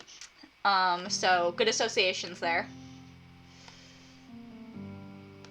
I have no idea what that is. Fallout, I don't know what this is, but it looks like a Call of Duty game or some shit. Looks like a shooter. I'm not into shooters unless they're fun. You know? Unless they're like... Unless their color palette doesn't look like fucking mud. Like, fuck Splatoon, super fun. That's why I'm very interested in playing more Overwatch. Because Overwatch is kind of like a fun... it seems like more of a fun shooter. Can't pay me to play World of Warcraft. Gary's mod is like neutral, leaning to like more interested if I could get the right friend group for it. Like I have seen videos like Prop Hunt and stuff online, and yeah, it looks fun. I don't know if I played this exact Guitar Hero game, but I mean, yeah, it's Guitar Hero. It's fun. I've literally never heard of this game in my life. I think oh my god, I don't want to move Fortnite, no. Fuck, where did it go? Where did the Hitman game go? Okay. I think when Hitman first came out, I googled a lot of stuff about it because it seemed really interesting to me. I don't know how, I mean, it must be like, alright if it's on this list. I don't know. Like, assassination kind of games seem fun to me. That one I think I liked because it was more modern than Assassin's Creed. And I don't know. I feel like when I looked at Hitman, it was kind of what I wanted Yandere Simulator to be. If that makes any sense. Like, that was like, cause fuck Yandere Dev. And fuck Yandere Sim. I can say that because it's not allowed on Twitch. But Twitch will protect me. But yeah, when I looked up Hitman, it kind of gave me those vibes of like, oh, this is like what a big budget of that game would look like, but like with a different theme. I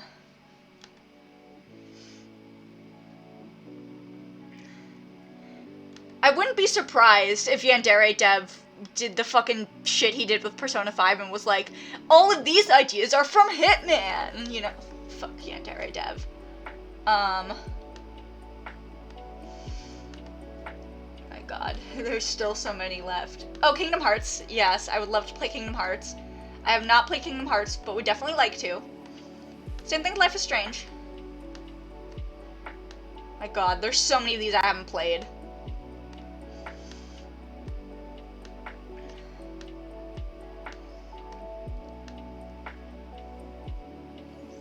Looks like a shooter that I wouldn't want to play. Oh, this is Nier Automata. That's how you say it, right? Some of these games just look kind of ugly, so I'm just putting them down here. Yeah, I'm skipping some right now. Don't at me about it. I'm just trying to make this easier on myself. Is there Star Wars game I would never want to play? Other Star Wars game I'd never want to play. Okay. Plants vs. Zombies. Of course I've played Plants vs. Zombies before. Are you kidding me? Of course I've played it. Yeah, it's alright. I feel like I could get addicted to it if I got it on Steam or something, but I've only ever played it on mobile. Super Hot. Looks fun. I've seen some, like, videos of it and shit. Can't really tell what that is. Undertale.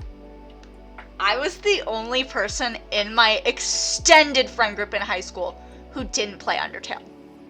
The only one who didn't play it or watch a playthrough of it at any point. Which was because we went to conventions a lot in the area. Made for some really interesting convention experiences, with me being the one friend who did not really know anything about Undertale. I mean, I absorbed quite a bit of stuff from osmosis over the years, but I was the only person who didn't have any interest in Undertale at all. But nowadays, now that the hype has died down and stuff, I don't want to say that I was being, like, hipster back then. I was just like, you know?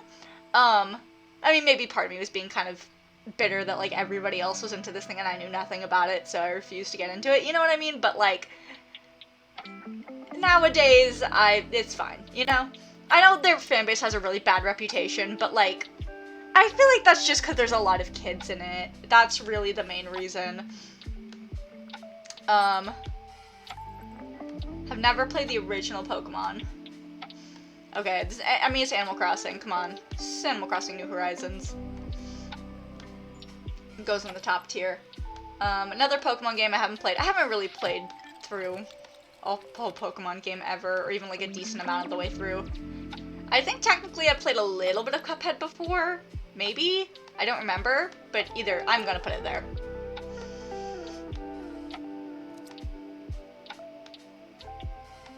Maybe I'll move it up. I'm gonna post this later, and I don't want to look like a total dipshit who's never played any video games in my life. I feel like I definitely owned this as a kid. I don't know why, I'm just getting like an intense memory that it sucked. I think I've actually heard about this game. I think I had this on my Steam wishlist. It's the one you're all little tiny people, and you can, like, make little villages and stuff, like crafting. I have not played Just Dance 2020, but I have played Just Dance in general, and, you know, that's good. It's Just Dance. Okay, obviously Persona 5 the Royal is going up here with Persona 5. I'll just move it right next to each other. My brother played some of the Sly Cooper games when I was a kid, and we got our first video game console, which was, I think a PlayStation 2. I think the only game I ever played on it was Bratz Rock Angels, which was the first video game I ever finished. My brother had to help me get through a really hard level. He is my younger brother, and yes, I am a little bit ashamed of that. It was the level where you have to, like, roller skate and grab all the papers, and it was really hard, okay? I know that there's a bunch of fucking, like, there's a lot of advertisements for, like, Valorant on different platforms, but I kind of like the art style, so I would be more open to playing it than, I think it's a shooter. I don't know what this is.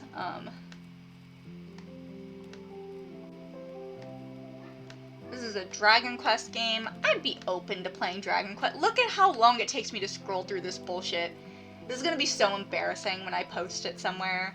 I'm gonna get roasted on Twitter. I have not played Fall Guys. This is... Look at all these games I need to play that I've never fucking played.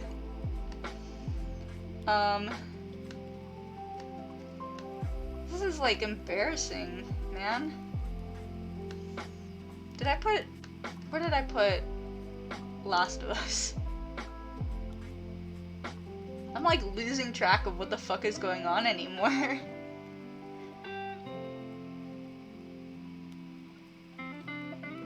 Okay, I put The Last of Us up there. I could have put it in the row below because The Last of Us is even more fucking terrifying with zombies to me. Because at least, like, Left 4 Dead 2 is, like... I don't know, it's like a, you just, like, gun them down and shit. Like, it's supposed to be, like, kind of a fun, cathartic, violent video game, where, like, The Last of Us is a horror game. Like, it's supposed to be scary, and there's a storyline. And the fucking clickers, man. Oh my god. Clickers.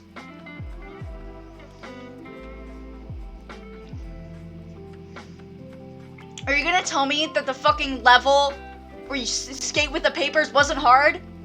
Fuck you. It was hard for me. It was hard for me. I struggled. I was like 10.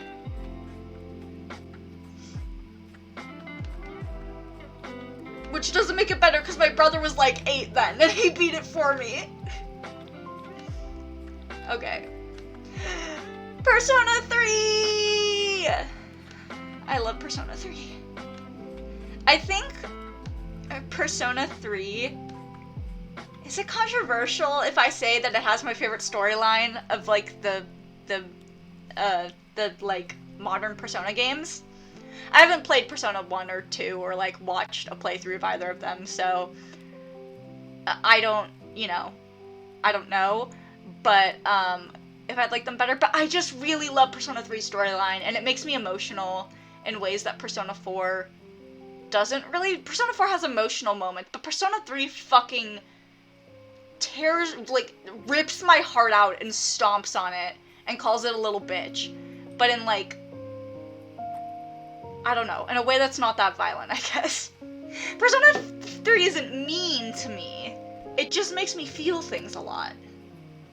Tugs on those heartstrings, bro. Also, I love Persona 4 Golden. This is the one that I've actually, like, played. Technically, Persona 3, I've watched a whole playthrough of it, but I'm so familiar with Persona 3, and I'm super familiar with, like, the Persona mechanics of gameplay since I played Persona 4 Golden, that, like, I'm gonna count it. I'm so familiar with it, it would just be weird to put it anywhere else.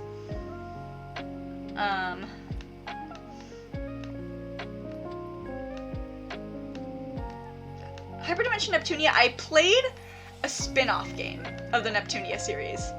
So I'm familiar with the characters, but I'm not familiar with what the mainline games are. Shovel Knight, of course I'm interested in playing Shovel Knight. I know, I haven't played Shovel Knight, I'm sorry. Dead by Daylight I currently own, but have not technically played yet. That... I want to say I might stream, but it already takes... My computer is already, like, threatening to fucking overheat and die whenever I just turn the game on. Like, I was just, like, going through the fucking, like, tutorial menus. Not even the, like, actual tutorial where, like, you're playing. Like, the tutorial info and, like, the little, like, info manuals in there. That's what I'm looking for. And my computer was, like... It was so hot. It was working overtime. I have not played DuckTales, but I really just loved DuckTales 2017, so... I have played Untitled Goose Game. Oh my god, I'm gonna get roasted for being a casual gamer when I upload this.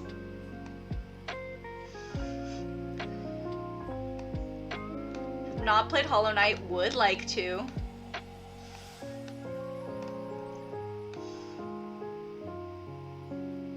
Is this the...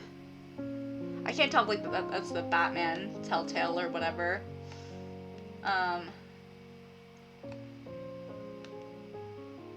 Subnautica fucking scares me.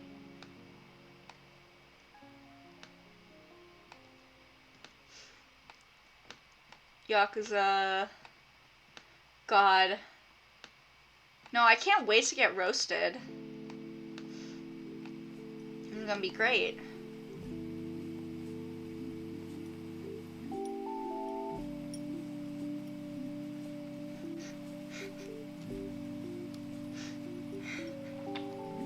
The roller skating section was really hard.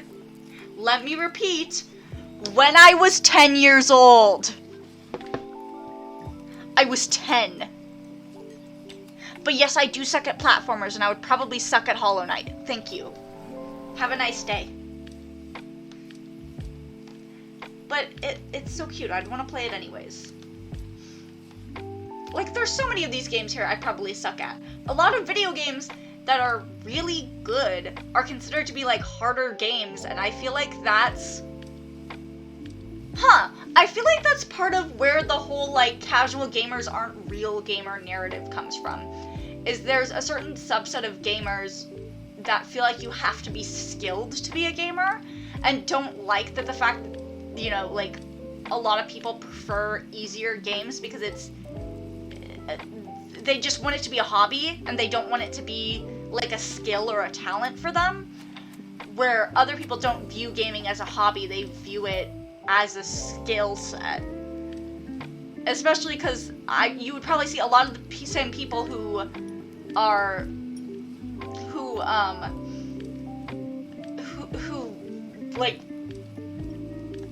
get upset about casual gamers are also the same people who are really into esports and shit like that.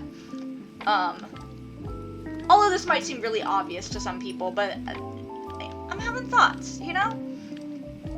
That's why a lot of these games that are considered really good, I haven't played. Because a lot of them are really difficult.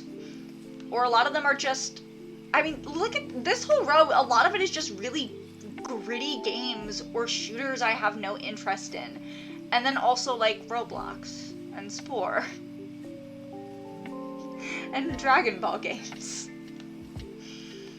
But, like, I'm putting a bunch of, like, Call of Duty games and shit in here that, like, fuck Cyberpunk, that I just don't have any interest in. Is that another Final Fantasy remake? Put it up there. Hades would absolutely like to play Hades. This is like Hearthstone or something, right? Make sure. Oh, looking at this picture, yeah, I do totally remember now Yandere Dev talking about the Hitman series. This picture has jogged my memory. Actually, I should put Hitman higher up. Like I said, want to play Hitman. No interest in Avengers at any point, ever. And I don't know what this is. Alright! Yeah. Wow. So, Nintendo is not real gamers. I'm not real gamers. Anyways, you wanna see me put myself on blast? Sorry. Oh my god. This one's gonna take a little bit to load.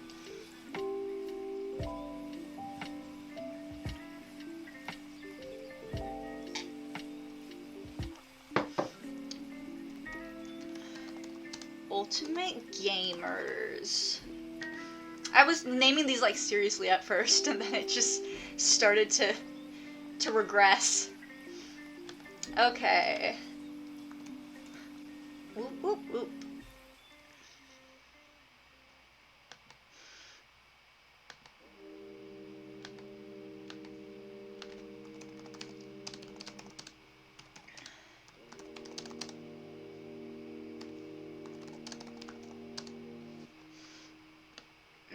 Roast me for not being a hashtag real gamer. That's gonna get the fuck boys in.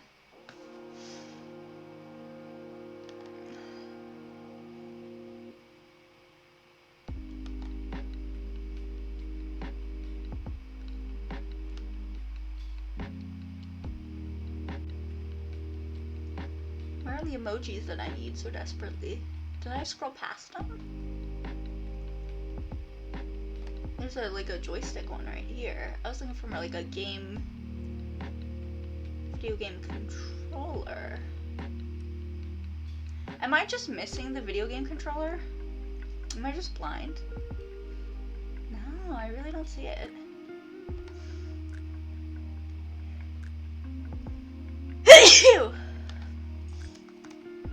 Okay, there we go.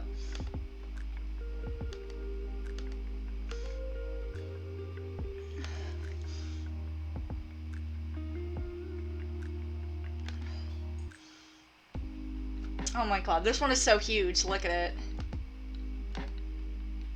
Wow. Okay.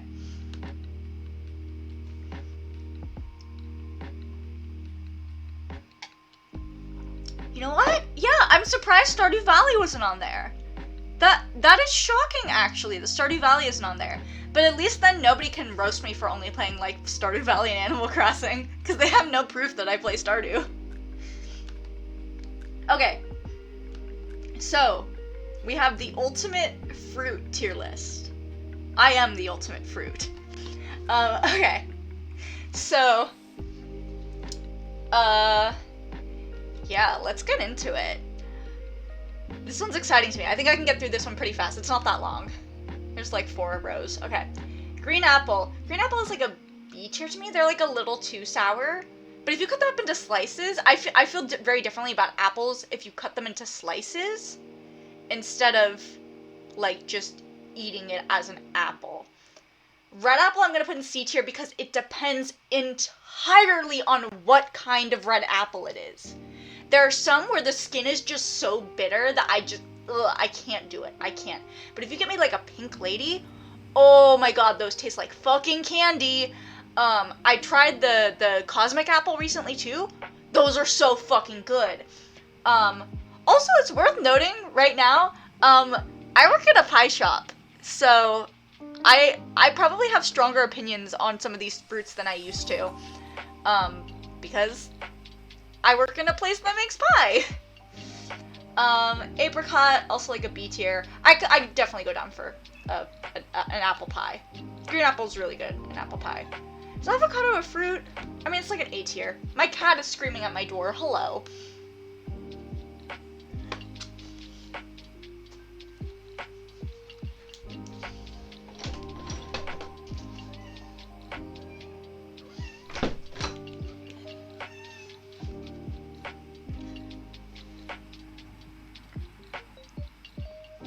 Oh my god, I didn't even notice that Audrey joined in. Hello, Audrey.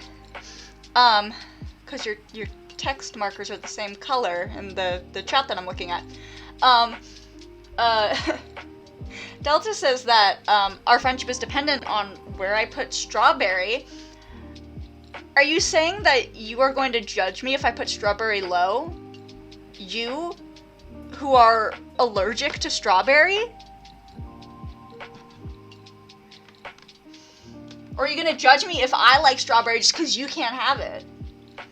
Banana's like a B tier. I always feel like I like banana, and then I actually eat banana, and it makes me feel kind of sick. But I do still eat them very often to make sure I don't run out of potassium.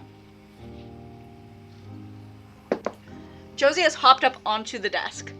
Hello, little angel. Would you like to say hi to everyone? No? You're just gonna chill? You're just gonna hang out over here?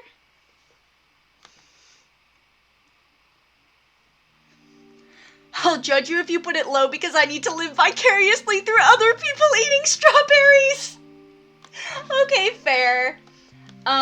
Blackberry S tier. My mom brought home some, I mean, they might have been boysenberries, we weren't totally sure. Pretty sure they were blackberries though. From a farmer's market. Josie, why are you rubbing your face against the mic? She wants attention.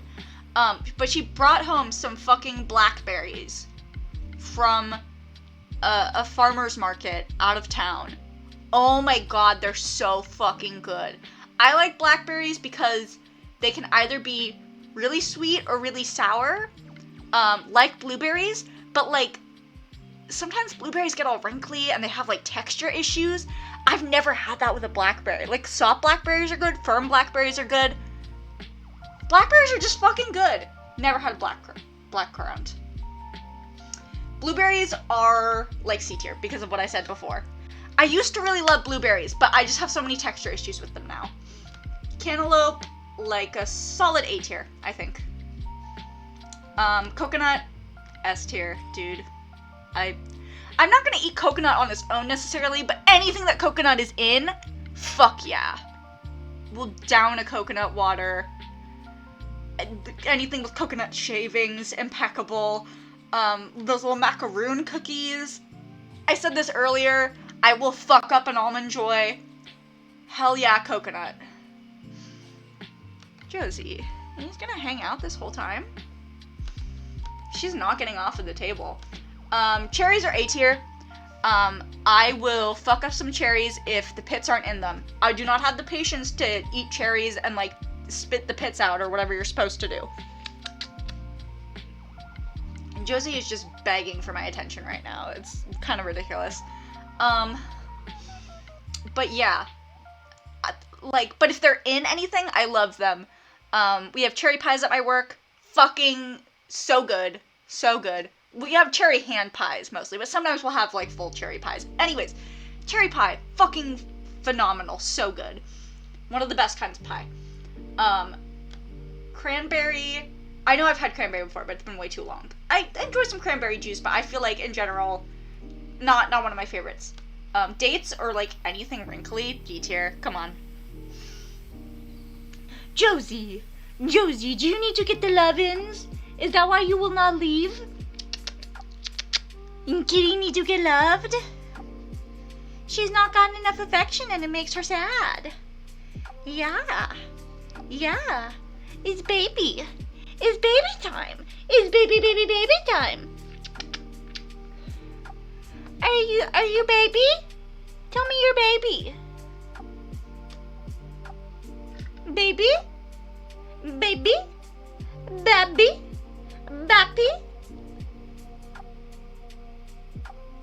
I'm sorry, I'm so distracted right now. She's just so lovely, you don't understand.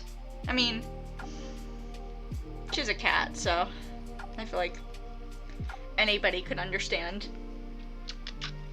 You are so cute. Yes, you are. Yes, you are, my little angel.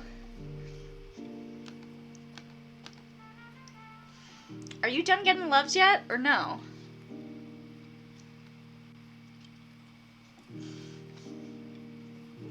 Oh my god, she's so cute. She's just not leaving. Are you gonna go anywhere? Ugh. Hoist her into my lap. Hey, babe. Maybe you wanna hang out in my lap while I stream? Probably not. And you're not a lap cat. You've never been a lap cat. Yeah. She's going into her shoebox. Okay. I love you, Josie.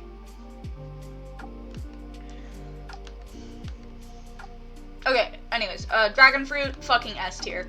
The dragon drink is like, that's one of the things I get at Starbucks the most often. So, I gotta throw some respect on its name. Never tried a durian. Been a long time since I had a fig, but I don't remember liking them.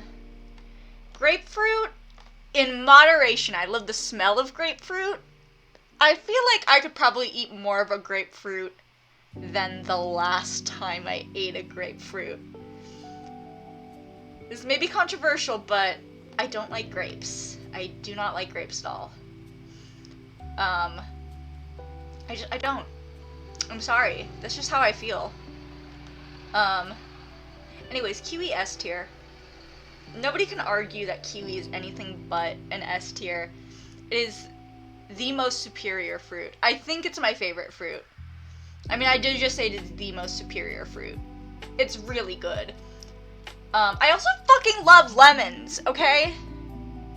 I can't fucking describe to you how much I love lemons. Legitimately, if my parents would, like, provide little, like, lemon wedges at dinner to, like, squeeze on top of your, like, Parmesan chicken or whatever, I would just eat that shit.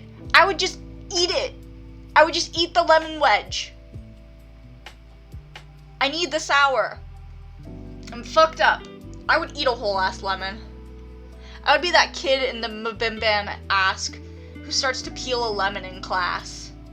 And I just eat the fucking lemon. Limes are like a B. I feel like most of it I don't really like lime flavored stuff. But limes themselves aren't that bad. Lychee. I'm gonna put lychee in A tier just because I don't know if I've had any like actual lychee, but I really love lychee flavored stuff.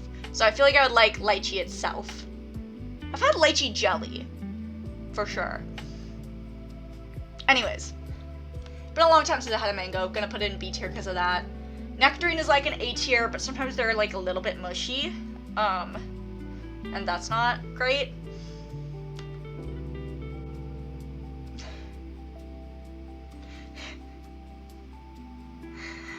I'm getting canceled for putting grapes in D tier. Look, I don't like grapes. That's my personal opinion. You're free to like them. I'm not gonna hold it against you. But I have the right to not enjoy grapes. Orange is like a C tier. It's because of all the white bits, okay? I like stuff with orange in it, but I couldn't just like sit down and eat a whole orange. Papaya? I don't know if I've ever had a papaya. Passion fruit? I know what the flavor of I've had passion fruit flavored stuff. I don't know if I've ever had a whole passion fruit. Peach is like A tier, obviously. Pear also A tier. Persimmon? I think I've had one before. Pineapple S tier. Fuck yes, pineapple. Pineapple was my favorite fruit for a long time. Now I think it's probably kiwi, just because like I can't have too much pineapple before it starts to hurt my throat, you know? But they're so good. My god, they're so good. Yeah, plum's pretty good. Pomegranate S tier. No arguing. It's so good. I don't think I've ever had a pomelo. Raspberry also S tier. Red currant, I don't think I've ever had. Starfruit I'm gonna put in B tier because I always get the kiwi starfruit drink at Starbucks, but so I probably like it, but I've never had a starfruit on its own, so I can't say for sure, but very good chance that I do like it. Strawberry. Here's the thing with strawberries. I like a good strawberry, but the strawberries that I always seem to get are like the ones that are kind of already turning like a darker red color, and they're starting to get a little squishy, and they're like more sweet. They're like very sweet. I like my strawberries to be a very nice bright red, and I like them to be tart. So a good ass strawberry is absolutely A tier, maybe even S tier for me. And I love strawberry flavored stuff too, as well as anything with strawberries in it. So that's what's gonna put it up to A tier for me. The main reason that it's not S tier or more confidently A tier, why it's not just A tier on its own merits, I guess, is just because I'm so used to getting like a squishy, not very good strawberry. But strawberries are fucking good, okay? Tangerine, I'm gonna put in the B tier above oranges. They're easier to eat than oranges. I feel like I know what to do with them. But they also have the problem with like they have all the white stuff on it, you know? But if you give me one of those like canned mandarin oranges that comes in the syrup, holy fucking shit, dude. Those are the best. That is, if I have to eat oranges, that is the way. Watermelon. It's like a B tier. Watermelon can be kind of squishy sometimes. I feel like I have to be in like the right seasonal mood for it, but I do really enjoy it. Honeydew, gonna be a B tier just because I don't know if I've ever had a honeydew that is ripe enough. I always end up getting honeydew that's just too firm and too crisp. But I like the taste of honeydew. I just never get the right kind of texture. Not sure I've ever had an Asian pear, or a guava. I believe I've had blood orange before. I'm gonna put it in the same tier as orange. Definitely never had a custard apple or a ground cherry. Don't think I've ever had a kumquat. Mulberry, I don't think so.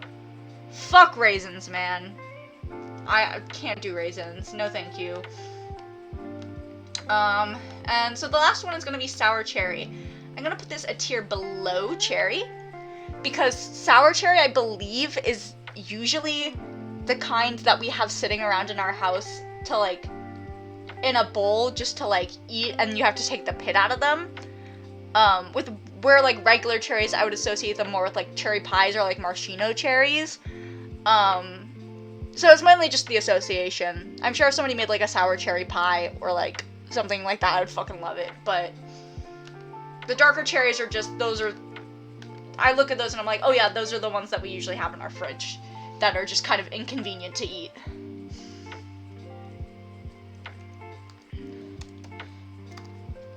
Okay.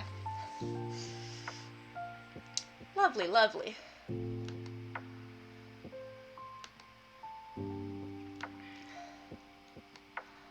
Okay. I'm gonna download that bitch. We only have 2 more to go! God, I have been at this for a while.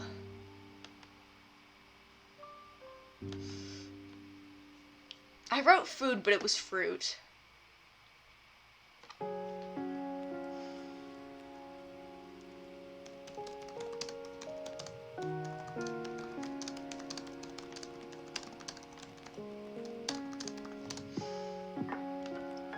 Get some fruit emotes in here.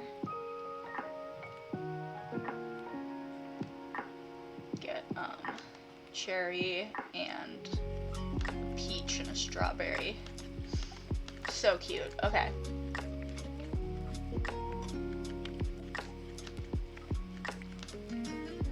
Oh, here's the fruit one. Okay. Okay. Alright. Now this is where things get spicy. Let me grab myself a tissue real quick. Josie gave me the allergies.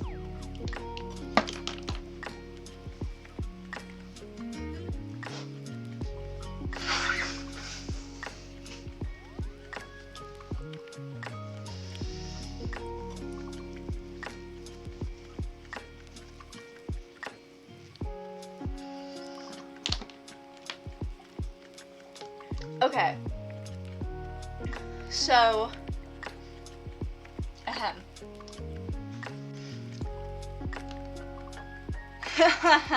Oh no, indeed. So this is the fanfiction tropes tier list. I've done this with a couple of different friends before, where we, like, compromised. But I wanted to do it just myself to get my personal solid opinions down. S is going to be, I kind of already know what these tiers mean in my head for this one. S is, like, absolute best of the best. Like, I look for this in, this is, like, my bread and butter. I don't want to say I look for it in every fic, but, like, absolutely would want it to be in most. A is, like, stuff that I really like, but maybe not an all the time thing. B is, like, occasional, or, like, it sounds really appealing, but I haven't read a bunch of fics on it. C is either neutral, or I've never read anything with that before, but I would be open to it. D is, like, it would have to be a really specific fic to get me to do that. Like, it'd have to be really well written, or very specific kind of concept, or whatever. F is just no way in hell I will never read a fic like this. So starting off strong with ABO. Fuck that. No thank you. Amnesia fic. I want to say it's D or C.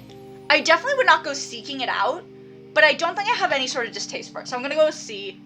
I think it could be really interesting, but I do feel like it would kind of have to be a certain kind of writer to get me really interested, but I don't have anything against it, so I don't want to put it much lower. Angst is going to be in B. I feel like I need a little bit of angst in every fic. I don't want to really angst-heavy fic, but I like a little bit of angst in there. I can definitely indulge in some angst every now and often.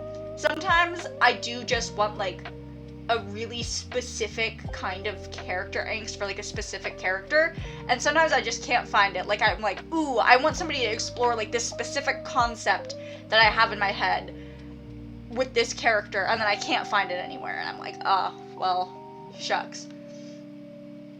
Arranged marriage, that's like a C for me, honestly. I don't think that there are enough, different... I don't think I'm in enough fan bases where arranged marriage would be, like, a thing. Or where it makes sense as a thing. And I feel like everything that I might want out of that, I can get better out of fake dating, if that makes sense. Baby fic, I've read, like, a couple of things with kids in it before, and I like thinking about, sometimes,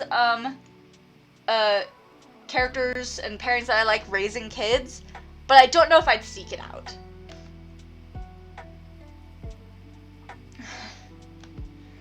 Sharing a bed, fucking S tier. That's all I think about, ever. All I think about. Bang or die, it's like a D tier. I don't know. It just dubious consent all around. Maybe sometimes it can work. Maybe. But it has to be really specific. Body swap, I know some people love this. I could probably get down with it if it were, like, a specific AU of something that has body swapping in the canon, like if you did an AU for the movie Freaky, the horror movie, or if you did Freaky Friday AU, but just in general, not super into body swap stuff. I think that might be a personal thing, just in regards to, like, I don't have that much dysphoria or anything, but I just, just thinking about being in a different person's body, maybe that's what gives me dysphoria. Coffee shop AU is like an A tier, of course. College AU also. Crack fic, I have a loose interpretation of crack fic. To me, crack fic is just like any concept that isn't like a total AU. Okay, a concept that isn't necessarily AU, but just requires a lot of willing suspension of disbelief.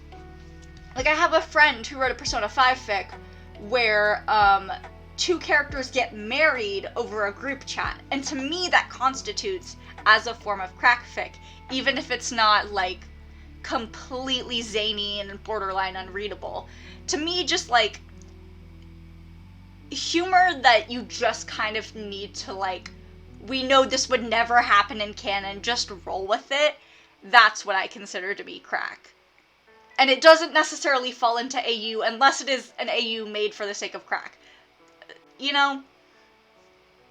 So I can enjoy those kinds of crack fics. Anyways, crossover would have to be very specific. I like fusion AU sort of crossovers. But otherwise, it would have to just be two specific fan bases that work really well together. Or sometimes if there's, like, specific, like, crossover ships. Like, back when shipping, like, Norman from Paranorman with Dipper was popular, like, I enjoyed some of that. Dark fic, gotta be the right kind of thing. Gotta be the right kind of concept, something that I can personally believe in or get invested in. Major character death, I mean, if the character sucks, then totally. Canon divergence, sure. We love to see it. Enemies to lovers? Yes. There's no rivals to lovers here, which is my favorite. So I'm gonna count enemies to lovers as the closest thing. Established relationship, that's like a B for me. Usually I don't go for it. Usually I find it kind of boring, but sometimes you find something good in there. Fairy Tale AU, I'm gonna put it in B just because I love Ruby so much, and I love so many shows that are fairy tale related, even if I haven't read a lot of fairy tale fics. I need to drink more water.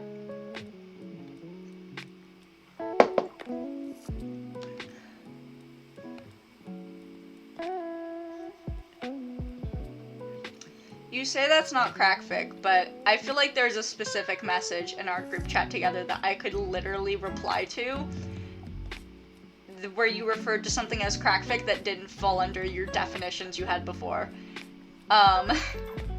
Delta and I get into a lot of, we got into heated debate on what constitutes a crackfic. We have very different opinions.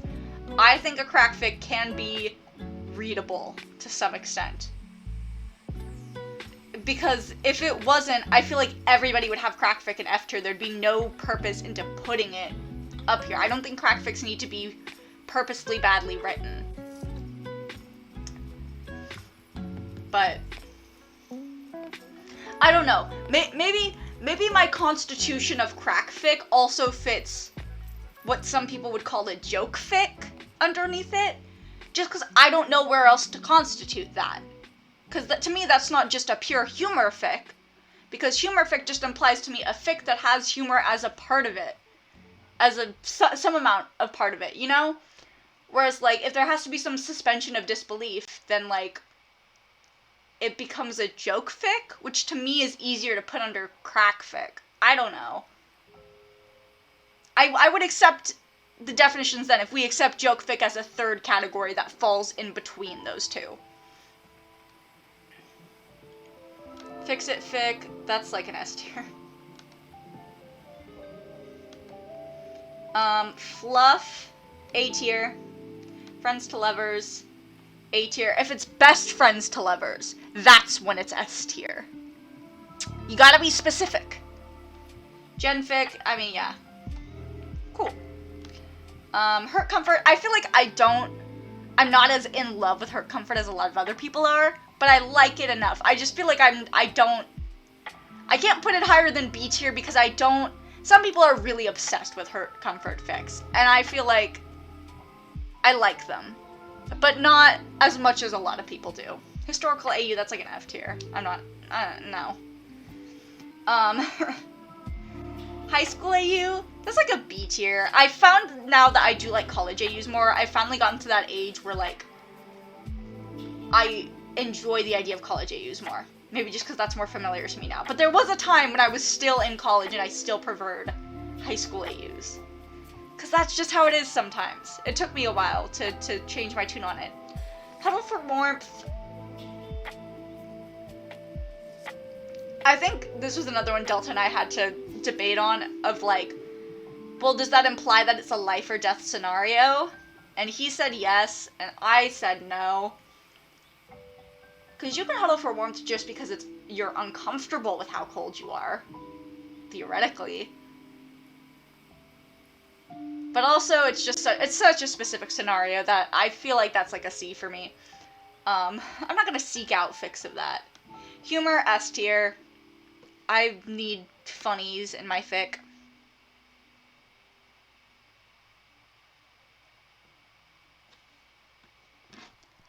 Okay. We're still debating over this in the chat. I think that I have not played Persona 5. And yes, I know that game is wackier. So maybe there's not that much of a willing suspension of disbelief needed. I feel like there is. I feel like there is. For me personally, at least. Or at least that... Can I at least say that concept when applied to other fandoms could be that. And I'm not saying fake marriage specifically, I'm saying fake marriage over a group chat specifically. Anyways, Drunken Confessions. It's like an A tier. I really love it when it's in a fic, but I'm not gonna go searching out for it. First kiss, this depends on if it is the character's first kiss ever versus two characters' first kiss with each other. Because the first one is more specific, and it does imply inherently the second one as well. But when I look up first kiss for fics, I'm looking for the second one. Of, it is their first kiss, not necessarily the first kiss they've ever had. Because sometimes first kiss fics, if it's their first kiss with anyone ever, can be kind of awkward to me, because then it makes the characters feel really, really young. I know it takes some people a really long time to have their first kiss, but, for example, like, I don't know, whenever I think of that, I think of the characters being, like, middle school aged. To be fair, I don't think I had my first kiss until partway through high school. But still. I'm gonna say S tier, assuming it's the latter. Magic AU, like, B, depends completely on the rules of the magic and stuff. Miscommunication, D, it's probably gonna be in fix, but it's gonna be frustrating nonetheless. Missing scenes, fucking A tier. Missing scenes is where you just, like, write in a scene that canon didn't have, but, like, it was implied that it happened, or you feel like it should have been in there, would have made sense for it to be there. Whatever. Super good. Mutual pining, what would we do without it? It's gotta be there. I'm gonna put this next to the banger die. Like I said, it has to be really... I'm almost tempted to put them in F tier, but I have read, like, 1 or 2 things that kind of fall under those categories that I was alright with. I don't want to get into it because, obviously, not safe for work, but... yeah, pregnancy fic. I feel like me and Delta got into a debate about this one too, but I'm gonna side with him now and say this is like an F tier for me. I like the idea of them having a baby already, and I especially like the idea of adoption fics, or like anything with adoptive children. I don't want to think about the process of pregnancy too much. I feel like I can enjoy, like, I don't know, like a short fan comic about a character being pregnant, like, haha, funny situation about, you know, pregnancy being uncomfortable, you know, but like a brief joke. I don't want like an extended thing about that. I'm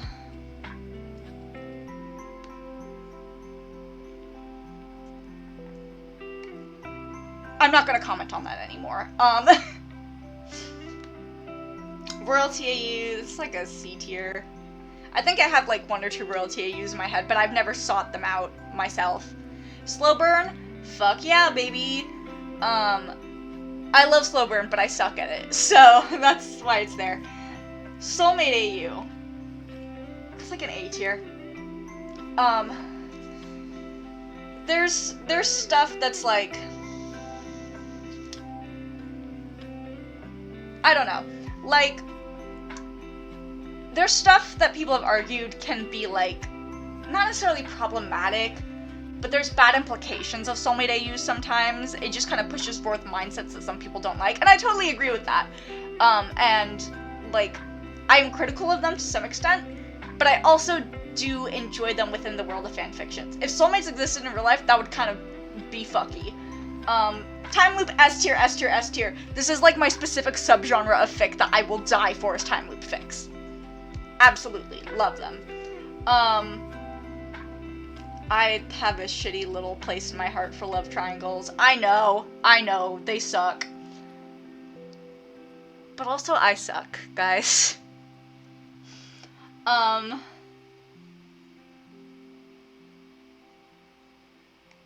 gonna say unhappy ending F tier. Maybe sometimes. You know what? If I'm putting out unhappy ending in F tier, I'm moving these 2 down to F tier.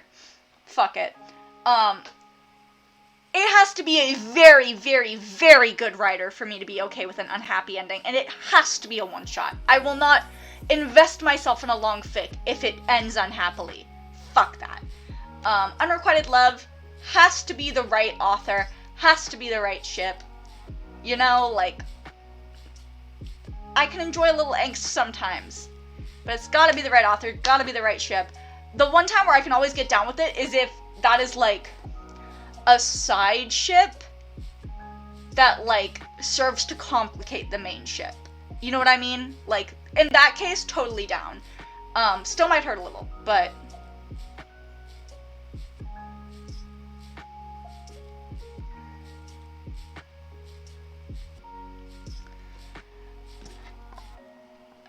all fanfics would not happen? I mean, yes, okay.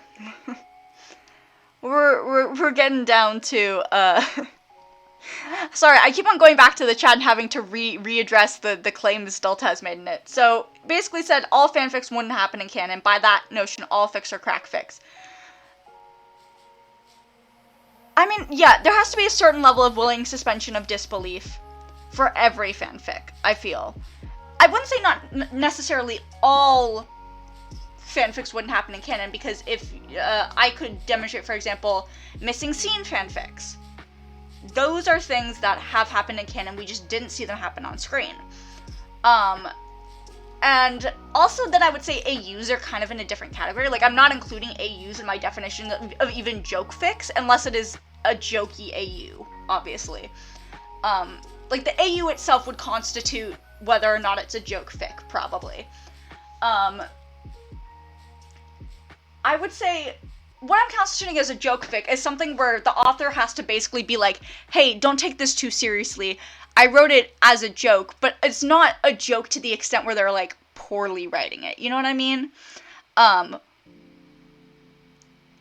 this make any sense? Like, there's a sliding scale in my head.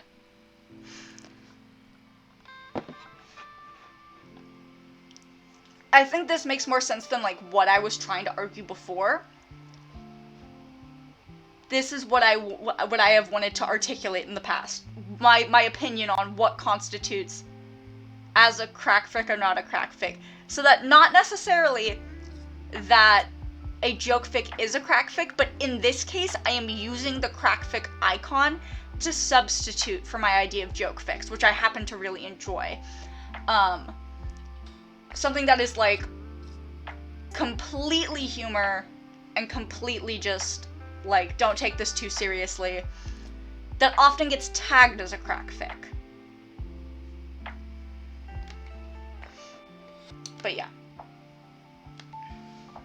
I think that's where I'm coming from with putting crack fic there, is because very often I feel like that is what they're labeled as, and I'm sure there are some people who would honestly feel the other way around and would say joke fics would be the fics that are, like, not, are purposefully written bad, and then crack fics would be the thing that I'm describing. I mean, the terminology could honestly totally depend on the person.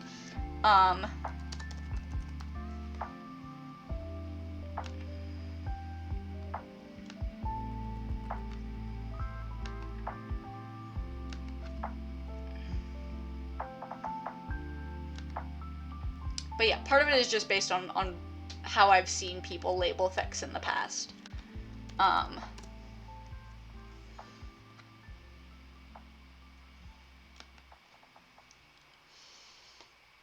Okay. How am I gonna caption this one?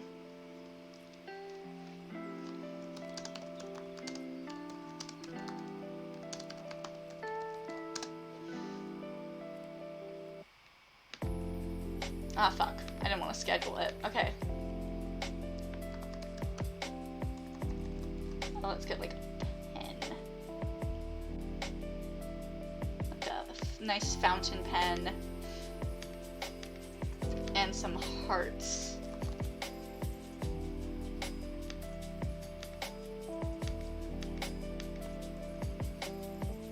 Oh my god. What have I done?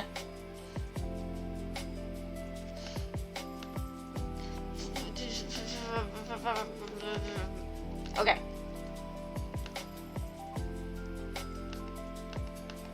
Yeah, there's a lot of space between those.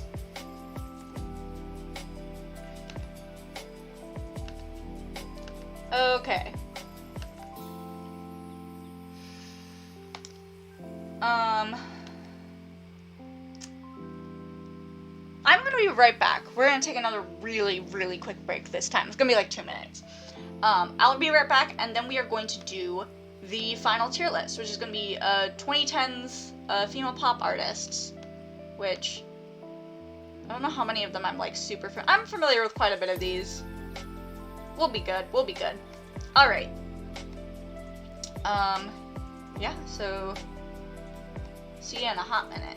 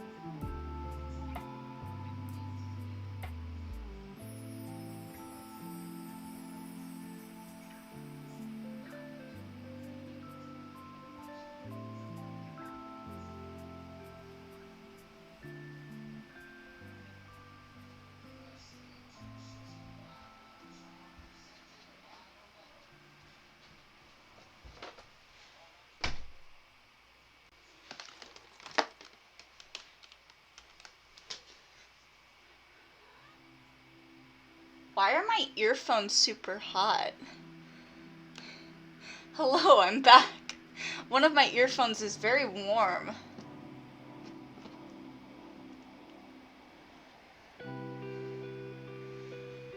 I don't know how that happened. I guess I forgot to turn my mic off also when I went for a break. That was probably more like 3 minutes, but I'm here now.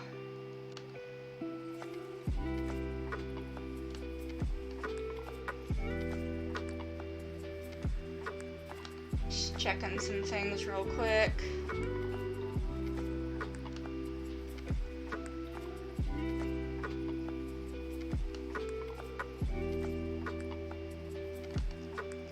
I probably should have checked these things while I was still on break.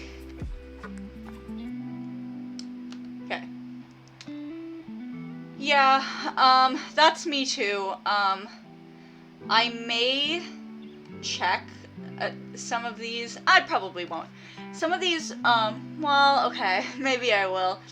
I might check some of these in Spotify, to see how many, songs I've liked on them, or how many songs I know. Maybe I should do that for, like, all of these. It's gonna make this kind of a long last one to do, but, no, I won't do it that way. Just because I tried to open Spotify and it was like, reinstalling Spotify. I'll do that for some of these. Don't really have any strong opinions on Lana Del Rey. Can't tell who this is on this. I don't remember this Lady Gaga album being super good.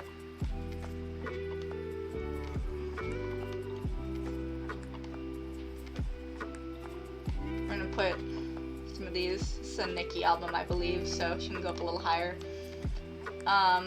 Okay. Regardless of how you feel about Taylor Swift, or the Taylor Swift discourse that exists and is probably really weirdly overblown for some reason. I don't even know what the discourse is half the time.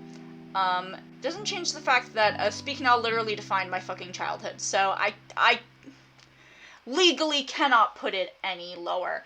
Fuck Sia, F tier. I go from, like, it doesn't matter how you feel about the discourse to all I care about is the discourse. Red can be like a B or an A. I'll put it at like a B. Speak Now is the one that's important to me. Don't know what this is. This is one of the more okay Lady Gaga ones. I'll put it like right here. Some of these I just don't know what they are, staring at them. I respect Demi Lovato, so yeah. Avril Lavigne, good. Definitely a good Avril Lavigne one.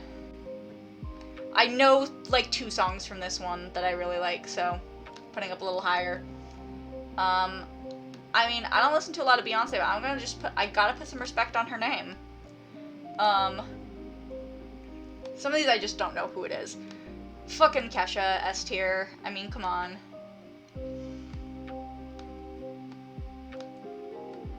A lot of these are me just, like, throwing them in here because I don't know exactly what artists they are from a distance. Really should have looked at some of these first. I mean, I did. It's like Celine Dion or whatever, right? I have not actually listened to this album, but I trust Marina, so. Heard a couple of songs from this one I've liked. It's Rihanna, I mean, you know. I did not listen to Reputation, so I'm putting it down there. The album cover looks familiar, but there's healthy discourse, but I can't deny the influence that some of her songs had. I can't really love that album because I don't really love her, but yeah. Obviously Electra Heart goes in S tier, for sure.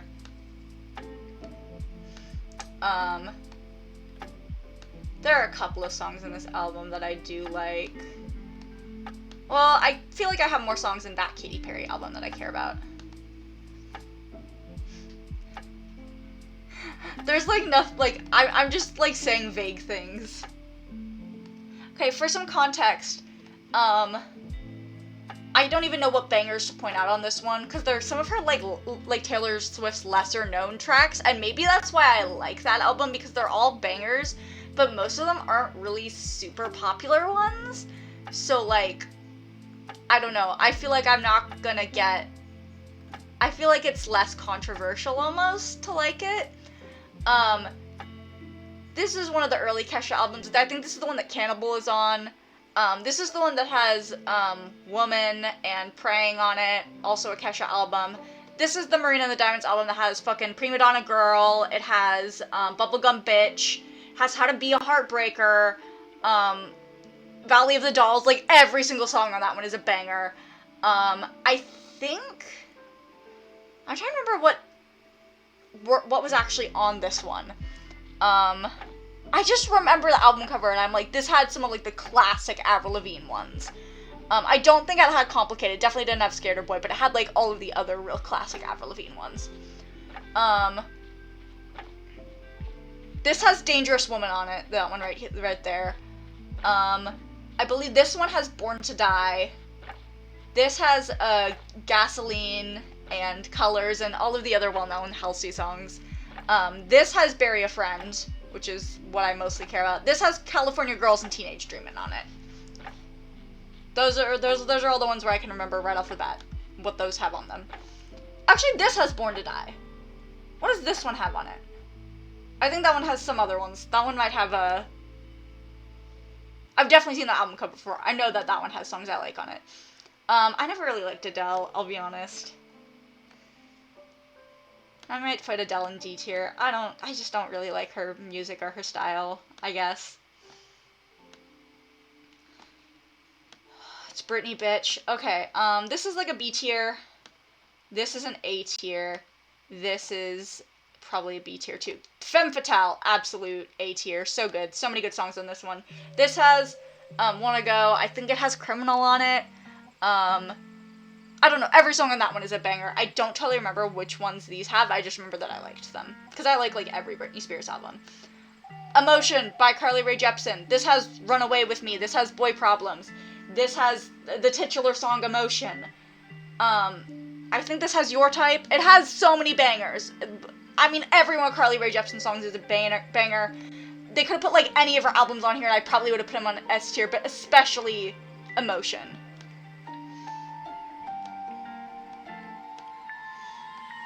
Once again, gotta put some respect on Rihanna's name. Put some respect on Selena Gomez. Not Selena Gomez. Demi Lovato's name. This one has Confident in it.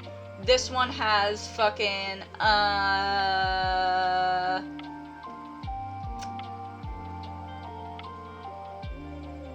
Heart Attack. Heart Attack. It has that song on it. Yes, those songs just alone are enough to make me put it in A tier. One of them has Cool for the Summer on it, I don't know which. Kesha is always an S tier. Like, I think this is the one with Animal and TikTok and some other stuff. There are a lot of songs in her first two albums that I don't really know which one they're on. They're just on one of them. One of these has Blow, one of them has Take It Off.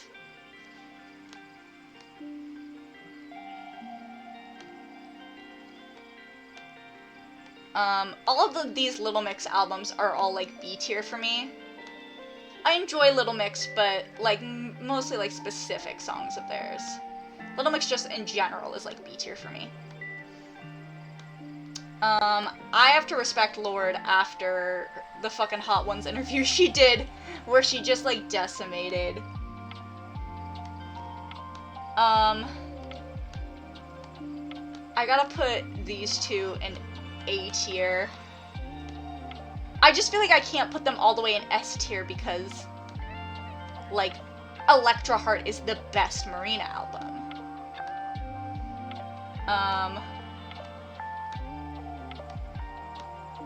Oh, I did say anything with Carly Rae would probably be S tier. I'm gonna say A tier for this one, though. This one has This Kiss on it. I think they put Call Me Maybe on this one. A lot of, like, recognizable Carly Rae Jepsen songs that, like, when I listened to it, I was like, wait, I've heard this song before.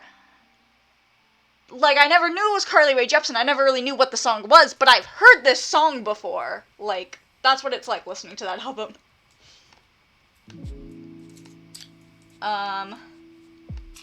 Kesha. I mean, this is, like, also top tier Kesha. Come on. Maybe these two I'm gonna move down to A tier. And these two I will move down to B. We'll do some readjusting here.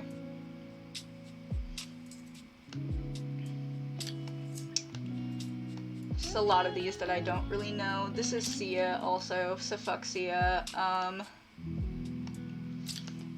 This is the last Taylor Swift album I ever listened to, was 1989, so I'll put it there.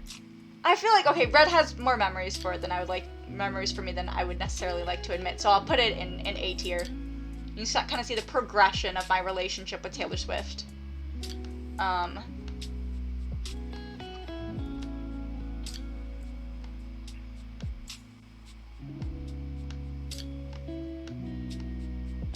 This is Meghan Trainor, who I'm not really a fan of. Fuck Melanie Martinez so much. You don't want me to get into me hating Melanie Martinez. These are the same. These two are the same. I'm just gonna leave that down there.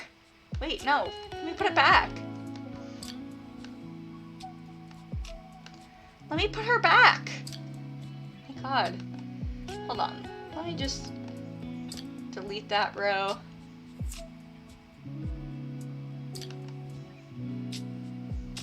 And a row below.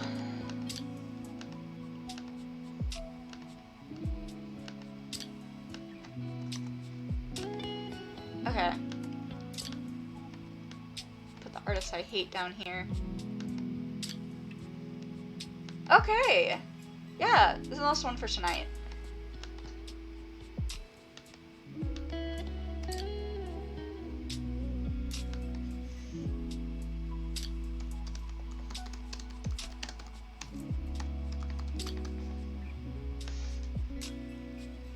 I've gotten, like, way more into music than I have before, so it's honestly impressive that for a lot of these I could remember what songs were on them.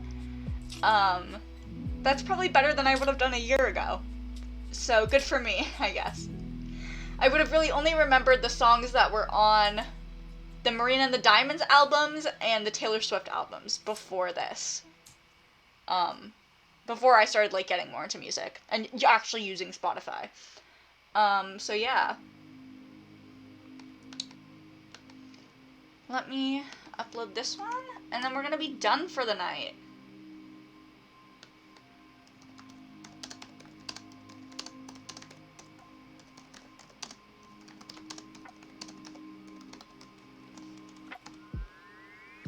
Let me have to actually download that one. Whoops.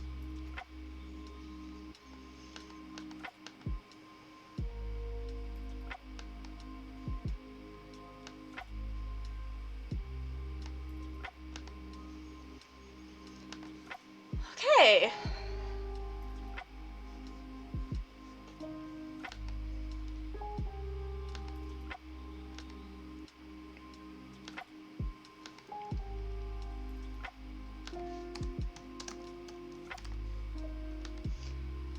Alright. So that is all for tonight. Yeah. Wow, is this the longest stream I've ever done? We've been going on 3 hours now. My voice fucking hurts.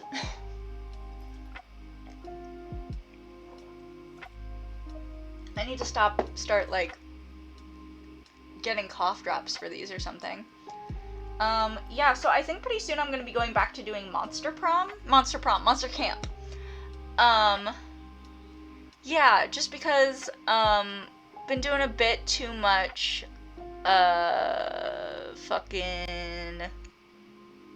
too much Fire Emblem. And I want to do some stuff that, I don't know, that I think is fun and makes me happy. So yeah, I recently joined a streaming Discord server, so, yeah, I might be joining in on some stuff with other people at some point, so that could be fun. Won't say it's gonna necessarily happen like the close future, but it's totally possible for the future. which I'm very excited about. And that is why I've gained some new followers recently. I am almost halfway to my goal of 50 followers, which would be super great. And then to earn the rest of the, like, affiliate perks would also be wonderful. But, yeah, that is all for the future. That's gonna be it for tonight. My voice is fucking killing me. I mean, it's not that bad. This sounds like Minecraft music.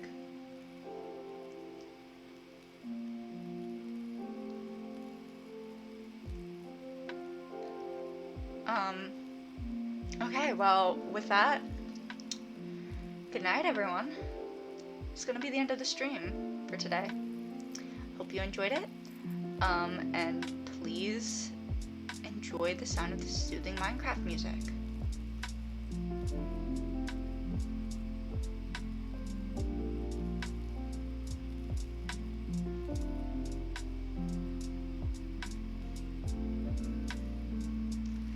Goodbye.